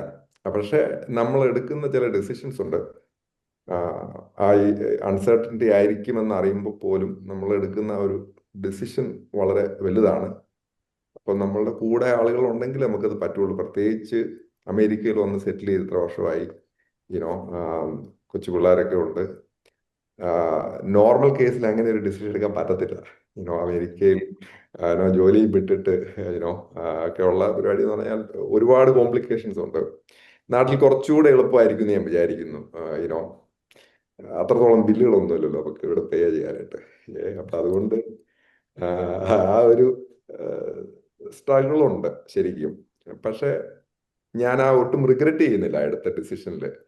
ബിക്കോസ് ഞാൻ വിശ്വസിക്കുന്നത് എനിക്ക് ഒരുപാട് കാര്യങ്ങൾ ഇനിയും ചെയ്യാനുണ്ട് എന്നുള്ള രീതിയിലാണ്, ആക്ടിങ് ഓർ അതർവൈസ്. അപ്പം ഞാൻ ആ ഒരു ഇതിൽ ആണ് ഇരിക്കുന്നത്. അപ്പം എന്താണ് ഈ നാളെ ചെയ്യാനുള്ളത്, അപ്പം ആ ഒരു പ്രോസസ്സുണ്ട് എനിക്കറിയാം ഞാൻ എന്താണ് ചെയ്യേണ്ടതെന്നും. എനിക്ക് തന്നെ ഒരു ആ റോഡ് കുറച്ച് ഉണ്ട്. അപ്പം ഞാൻ ആ ഒരു ഇതിലാണ് പോകുന്നത്. എന്ത് സംഭവിക്കും അങ്ങനെയുള്ളതിനെ കുറിച്ചുള്ള ഒന്നും ഞാൻ വറീഡ് അല്ല ദ മൊമെന്റ്. അപ്പം ഒരു ഫ്ലോയിൽ അങ്ങ് പോവുകയാണ്, ഒരു ഹോപ്പിൽ പോവുകയാണ്. അപ്പം എനിക്ക് ആളുകളോട് പറയാനായിട്ട് ഓരോരുത്തർക്കും ഓരോ ജേണിയാണ്. അപ്പം എൻ്റെ എക്സ്പീരിയൻസ് പറഞ്ഞാൽ അത് മറ്റുള്ളവർക്ക് ഇതാവണമെന്നില്ല. ഓരോ സർക്കംസ്റ്റൻസസ് ഡിഫറെൻ്റ് ആണല്ലോ ഓരോരുത്തർക്കും. പക്ഷെ നമുക്ക് കണ്ടെത്താൻ പറ്റുന്നതാണ് നമ്മുടെ ജേർണി എന്താണെന്നുള്ളത് നമുക്ക് കണ്ടെത്താൻ പറ്റും എന്നുള്ളതാണ്. എന്നെ പോലെ ആയിരിക്കില്ല വേറൊരാളുടെ. പക്ഷെ അത് നമ്മൾ അതിനു വേണ്ടി ഇറങ്ങി തിരിച്ചാൽ ആ വഴി തെളിഞ്ഞു വരുമെന്നുള്ളൊരു വിശ്വസിക്കുന്ന ആളാണ് ഞാൻ. എന്തായാലും ഒരു അവസാന ചോദ്യം ചോദിച്ചേക്കാല്ലേ? രണ്ടുപേരോടും കൂടി ആയിട്ടുള്ള ഒരേ ഒരു ചോദ്യം, എന്താണ് അപ്കമിങ് പ്രോജക്ട്സ് എന്തൊക്കെയാണെന്ന് ഞങ്ങൾക്ക് അറിയാൻ ആഗ്രഹമുണ്ട്. പറയാൻ പറ്റുന്നതാണെങ്കിൽ ബാഹുലാദി പറഞ്ഞോളൂ. ഇല്ല, എനിക്കൊരു അപ്കമിങ് പ്രൊജക്ട്സും ഇല്ല. കമ്മിറ്റ് ചെയ്തിട്ടില്ല. വീട്ടില് വിശ്രമത്തിലാണ്. ഇല്ല, വിശ്രമത്തില. ഒന്ന് കുറച്ച് എക്സോസ്റ്റഡ് ആയിപ്പോയി. ബാക്ക് ടു ബാക്ക് ആയിരുന്നു ഈ കഴിഞ്ഞ 3 വർക്കുകൾ. കഴിഞ്ഞ ഒരു 1-2 കൊല്ലമായിട്ട് ഭയങ്കര ടൈറ്റ് ആയിരുന്നു. പിന്നെ കുറച്ച് ഒരു വിരക്തി അവസ്ഥയിലേക്ക് എത്തിയിട്ടുണ്ടായിരുന്നു. അപ്പം അതുകൊണ്ടൊരു ബ്രേക്ക് എന്നുള്ള രീതിയിൽ ഇപ്പോൾ സിനിമാറ്റോഗ്രഫി വർക്കായാലും ഒന്നും കമ്മിറ്റ് ചെയ്തിട്ടില്ല. ഫോൺ ഓഫ് ചെയ്ത് ഫോണും ഒന്നും നോക്കാതെ സോഷ്യൽ മീഡിയയിലും ഇല്ലാതെ, സോഷ്യൽ മീഡിയ പോലെ ഞാൻ ഒന്നാമത് അധികം സോഷ്യൽ മീഡിയ യൂസ് ചെയ്യല്ല. അതായത് സിനിമ ഇറങ്ങുമ്പോൾ അതിൻ്റെ പ്രൊമോഷന് വേണ്ടിയിട്ട് കാര്യങ്ങളൊക്കെ ഷെയർ ചെയ്യാൻ വേണ്ടിയിട്ട് കയറുന്നുള്ളൂ. അപ്പോൾ ഇപ്പം വാട്സപ്പ് പോലും അധികം ഉപയോഗിക്കാതെ ഇങ്ങനെ ഇരിക്കുകയാണ് വീട്ടിൽ വിശ്രമത്തിൽ. അപ്പോൾ അതിനിടയിൽ കുറച്ച് വായിക്കാൻ ശ്രമിക്കുന്നു. കുറേ കാലങ്ങളുടെ ഇടയിൽ വാങ്ങിച്ചു വെച്ച ബുക്കുകളൊക്കെ ഉണ്ട്. അപ്പോൾ അതൊക്കെ ഒന്ന് വായിച്ച് തീർക്കാൻ വേണ്ടിയാണ് ഇപ്പോൾ ഈ ഇങ്ങനെ ഇരിക്കുന്ന സമയത്ത് ശരിക്കും വായിക്കാൻ പറ്റുള്ളൂ, ഫോൺ ഇല്ലാതിരിക്കുന്ന സമയത്ത്. അപ്പോൾ ആയ സമയത്ത് ആയ പ്രായത്തിൽ ഫ്രീ ആയിട്ടുണ്ടായിരുന്ന സമയത്തൊന്നും നേരെ ചൊവ്വേ വായിക്കാത്തതിൻ്റെ എല്ലാ പ്രശ്നങ്ങളും എനിക്കുണ്ട്. അപ്പോൾ ആ സ്ട്രഗിളുകളുണ്ട്. അപ്പോൾ അതൊക്കെ ഇപ്പോൾ കോമ്പൻസേറ്റ് ചെയ്യാൻ വേണ്ടി ഇപ്പോൾ ശ്രമിച്ചുകൊണ്ടിരിക്കുകയാണ്. എന്തായാലും കുറച്ച് മാസത്തേക്കൊന്നും ഇല്ല, എന്തായാലൊക്കെ എഴുതണം എന്നൊക്കെ ആഗ്രഹമുണ്ട്. അത് അതിനുവേണ്ടി ഫോഴ്സ് ചെയ്യുന്നില്ല, പുഷ് ചെയ്യുന്നില്ല. എന്തെങ്കിലും തോന്നുന്നുണ്ടെങ്കിൽ ചെയ്യാം എന്നുള്ളത് ഞാൻ പറഞ്ഞു. ഇപ്പം വായിക്കണ ഈ വായന ഭാവിയിൽ എന്തെങ്കിലുമൊക്കെ പ്രൊഡക്റ്റീവായി മാറുമെങ്കിൽ മാറട്ടെ എന്നുള്ളത് ഞാൻ പറഞ്ഞല്ലോ. ഇപ്പോൾ എന്നമ്പല്ലയുടെ ഞാനും മറ്റു ബുക്കുകളൊക്കെ 2016-17 സമയത്ത് അങ്ങാണ്ട് വായിച്ചതാണ്. തസ്കരം മണിയമ്പിള്ളയൊക്കെ ആ സമയത്ത് വായിച്ചതാണ്. അതാണ് പിന്നീട് 4-5 കൊല്ലം കഴിഞ്ഞിട്ട് കിഷ്കിന്ധയും ക്രൈം ഫയൽസ് എക്കോ ഒക്കെ എഴുതുമ്പോൾ എങ്ങനെയോ അതിലേക്ക് കോൺട്രിബ്യൂട്ട് ചെയ്ത് ഹെൽപ്പ് ചെയ്തു. അപ്പോൾ എന്ന് പറഞ്ഞാൽ ഇപ്പോൾ വായിക്കുന്നതൊക്കെ എപ്പോഴെങ്കിലൊക്കെ ഹെൽപ്പ് ചെയ്യുമായിരിക്കും എന്നുള്ളൊരു പ്രതീക്ഷയിൽ കൂളായിട്ട് ചില്ലായിട്ട് വീട്ടിലിരിക്കുന്നു സുഖമായിട്ട്. ജെയിൻ upcoming. അങ്ങനെ വലിയ അപ്കമിങ് പ്രോജക്റ്റുകളൊന്നുമില്ല. ഞാൻ ഈ പറഞ്ഞ പോലെ ഈ പ്രാവശ്യം ഒരു റിലീസുമായിട്ട് ബന്ധപ്പെട്ട് വന്നതാണ്. ഞാൻ പലപ്പോഴും ഒരു സിനിമകളുടെ റിലീസിന് നാട്ടിലുണ്ടാവാറില്ല. അപ്പോൾ ചുമ്മാ ഈ പ്രാവശ്യം റിലീസുള്ള സമയത്ത് വരാം എന്ന് വിചാരിച്ചു. അങ്ങനെ പ്രത്യേകിച്ച് പ്രോജക്റ്റുകളൊന്നുമില്ല. പക്ഷെ വന്നു കഴിഞ്ഞപ്പോൾ 1-2 പേര് വിളിച്ച് 1-2 ചെറിയ സിനിമകളുടെ ഭാഗമാവുന്നുണ്ട്. അത് ഈ മാസം അവസാനമൊക്കെ ആയിട്ട് തുടങ്ങുമെന്ന് വിചാരിക്കുന്നു. അങ്ങനെ ഈ പറഞ്ഞ പോലെ പുഷ് ചെയ്തിട്ടൊന്നും പ്രത്യേകിച്ച് ബാലു പറഞ്ഞ പോലെ ഞാൻ ഇപ്പം അപ്കമിങ് ആക്ടേഴ്സ് എല്ലാം ഭയങ്കരമായിട്ട് ഒരുപാട് പേര് സ്ട്രഗ്ലിംഗ് ആയിട്ടുള്ള ആളുകളെയൊക്കെ എനിക്കറിയാൻ നേരിട്ട്. അപ്പം പലരും ഭയങ്കര ഫ്രസ്ട്രേഷൻസും അങ്ങനത്തെ ഒക്കെ പറയാറുണ്ട്. ഈ പറഞ്ഞ പോലെ നമ്മൾ ഒത്തിരി പുഷ് ചെയ്തിട്ടൊന്നും പ്രത്യേകിച്ച് കാര്യമൊന്നുമില്ല. ഇപ്പൊ ഒരു ഡയറക്ടറിന് നമ്മളിൽ ഒരു ക്യാരക്ടറിനെ കാണാൻ പറ്റിയില്ലെന്നുണ്ടെങ്കിൽ ആരും അങ്ങനെ കോംപ്രമൈസ് ഒന്നും ചെയ്തൊന്നുമില്ല, അങ്ങനെ വിളിക്കത്തുമില്ല. അപ്പൊ നമുക്കുള്ളതാണെങ്കിൽ ഇങ്ങോട്ട് വരും എന്നാണ് എൻ്റെ ഒരു വിചാരം. കാരണം നമ്മൾ എത്രത്തോളം പുഷ് ചെയ്യാൻ പറ്റും. അല്ലെങ്കിൽ ബി ദ ഫിലിം മേക്കർ, അത്രേ ഉള്ളൂ. നമ്മൾ സ്വയം സിനിമകൾ എടുക്കുക. അല്ലെങ്കിൽ ഇപ്പൊ ഞാൻ ഒരു പ്രാവശ്യം ലിജോ ജോസ് പെല്ലിശ്ശേരിയായിട്ട് കണ്ടു. അപ്പൊ പുള്ളിയോട് ഇങ്ങനെ സംസാരിച്ചു കഴിഞ്ഞപ്പം ഞാനങ്ങനെ ചാൻസ് ചോദിക്കാൻ വേണ്ടിയതല്ല, എൻ്റെ ഒരു സുഹൃത്ത് വഴി ഞങ്ങൾ ഒരുമിച്ച് ഒരു ഡിന്നർ ഇവിടെ കഴിക്കാൻ പോയതാണ്. അപ്പോൾ പുള്ളി പറഞ്ഞു ശരിക്കും എല്ലാവർക്കും കഴിവുകളുണ്ട്, ആരും ഒന്നും ചെയ്യുന്നില്ല. അപ്പം ഒരു ഫോൺ വെച്ച് നിങ്ങൾക്ക് സിനിമ എടുക്കാം. ഇപ്പൊ ഐഫോണിനൊക്കെ വെച്ച് 4K ഷൂട്ട് ചെയ്യാം. നമ്മൾ നമ്മുടെ കണ്ടന്റുകൾ സ്വന്തമായിട്ട് ഉണ്ടാക്കുക. ഈവൻ ആക്ടേഴ്സ് ആണെങ്കിൽ പോലും they have A creative mind, they should do it. അപ്പം ട്രൈ ചെയ്യുക എന്നുള്ളതാണ്. ഇതൊരു ഹാർഡ് വർക്കാണ്. ഇതൊരു നല്ല കഷ്ടപ്പാടുണ്ട്. സിനിമയിൽ നമ്മൾ എന്തെങ്കിലും ആയിത്തീരുന്നുണ്ടെങ്കിൽ നമ്മളെ വേറെ ആരെങ്കിലും ഒക്കെ എന്തെങ്കിലും ആക്കി തീർക്കും എന്നൊക്കെ വിചാരിക്കുന്ന വെറും വ്യാമോഹമാണ്. നമ്മൾ അതിൽ ഒരുപാട് എഫേർട്ട് ഉണ്ട്. അപ്പം നമ്മളും അത് തിരിച്ചറിഞ്ഞ് അതിലേക്ക് ശ്രമിക്കുക എന്നുള്ളത് മാത്രമാണ് ചെയ്യാനുള്ളത്. നമ്മളിതൊരു 2 hour സെഷൻ ആയിട്ടെങ്കിലും വെക്കേണ്ടതായിരുന്നു. അതെ. എന്നിരുന്നാലും നമ്മളൊരു 1 hour സെഷൻ ആയിട്ട് വെച്ചു. 30 minutes ഓൾറെഡി കടന്നു. അപ്പൊ എന്താണെങ്കിലും വൈൻഡ് അപ്പ് ചെയ്യാന്ന് വിചാരിക്കുന്നു.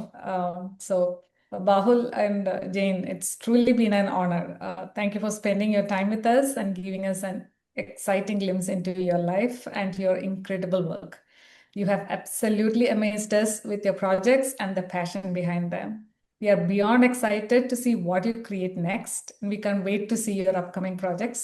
Thank you very much. Thank you so അതുപോലെ തന്നെ മച്ച്. കഴിഞ്ഞ ഒരു സോറിയും കൂടി ഉണ്ട്, ഒരു അപ്പോളജി. കഴിഞ്ഞ വർഷം കിഷ്കിന്ധ ഇറങ്ങിയ സമയത്ത് ദിലീപേട്ടൻ ഇങ്ങനെ കോൺടാക്ട് ചെയ്യാൻ ട്രൈ ചെയ്തിട്ടുണ്ടായിരുന്നു, ഇതുപോലൊരു സെഷൻ സംഘടിപ്പിക്കുന്ന കാര്യമായിട്ട് ബന്ധപ്പെട്ടിട്ട്. ഞാൻ ആ സമയത്ത് ആക്ച്വലി മൊത്തം ഓട്ടോ ആയിട്ട് കിളി പോയിട്ട് നിൽക്കുകയായിരുന്നു. അതായത് ഇതിൻ്റെ ഓട്ടോ ഈ റിലീസ് കഴിഞ്ഞാൽ നമ്മൾ ഇതിൻ്റെ തിരക്ക് തീരുന്നില്ലല്ലോ. അതിൻ്റെ ഇവിടെയുള്ള പ്രൊമോഷൻ എന്ന് പറഞ്ഞിട്ട് ക്രൂവിൻ്റെ റിക്വയർമെൻ്റ് ആയിട്ടേ നമ്മളപ്പോൾ അതിൻ്റെ കൂടെ നിൽക്കുക എന്ന് പറയുന്നത് നമ്മൾ ഒബ്ലിഗേറ്റഡ് ആണ്. അപ്പോൾ ഇങ്ങനെ കൂടെ പോയേ പറ്റുള്ളൂ എന്ന് പറയുന്നത് നിരന്തരം ഓട്ടോ ആയിരുന്നു, കിളി പോയായിരുന്നു. പിന്നെ ആദ്യമായിട്ടായിരുന്നു ഒരു പടമൊക്കെ വിജയിക്കണം. മറ്റേ ജയസൂര്യ പറഞ്ഞ ഒരു ആദ്യമായിട്ടാണ് എൻ്റെ പടത്തിന് പറഞ്ഞത്. അപ്പൊ അങ്ങനെ അവസ്ഥയിലാണ്. അതുകൊണ്ടാണ് അന്ന് ആ സമയത്ത് നടക്കായിരുന്നത്. പിന്നെ വൈകുന്നേരം അതൊക്കെ ഫ്രീ ആയിട്ട് ഞാൻ വീട്ടിലെത്തുമ്പോഴേക്ക് ഒരു കുറച്ച് ലേറ്റ് ആയിട്ടുണ്ടായിരുന്നു. എന്തായാലും അത് ഇത്തവണ അതുകൊണ്ട് ദിലീപേട്ടൻ ഈ കാര്യം പറഞ്ഞ് ആദ്യം വിളിച്ചപ്പോൾ തന്നെ ഒന്നും നോക്കാതെ എവിടെയാണെങ്കിലും വേണ്ടിയില്ല റെഡി എന്ന് പറഞ്ഞ രീതിയിൽ അപ്പൊ അതുകൊണ്ട് ഞങ്ങൾക്ക് ഭയങ്കര സോറി. ഭാഗ്യമായി. അതെ താങ്ക് യു. താങ്ക് യു കുറെ സോ നാളിന് മച്ച്. ശേഷം അതുകൊണ്ട് ഈ പ്രോഗ്രാം കാരണം ഇന്ന് സൺറൈസ് കാണാൻ പറ്റി.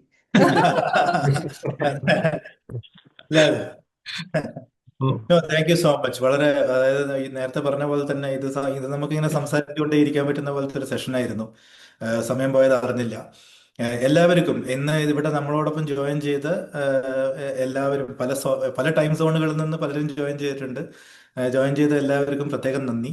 പിന്നെ ജെയിൻ, ബാഹുൽ രണ്ടുപേർക്കും പ്രത്യേകം നന്ദി എടുത്തു പറയുന്നു. പിന്നെ ബാഹുലിനെ നമ്മുടെ അടുത്തേക്ക് കണക്ട് ചെയ്ത് ദിലീപാണ്. അതുപോലെ ഈ ഒരു ഡിസ്കഷനെ പറ്റി ഡിസ്കസ് ചെയ്ത് തുടങ്ങിയപ്പോൾ കിരണാണ് ജെയിന് കൂടെ ഉണ്ടായിരുന്നെങ്കിൽ നമുക്ക് ഇതാവെന്ന് പറഞ്ഞു. അപ്പോൾ കിരണിനും ദിലീപിനും ബാക്കി ഇന്ന് ഇവിടെ ജോയിൻ ചെയ്തവർക്കും എല്ലാവർക്കും ഒരിക്കൽ കൂടി ഹൃദയത്തിന്റെ ഭാഷയിൽ നന്ദി പറയുന്നു.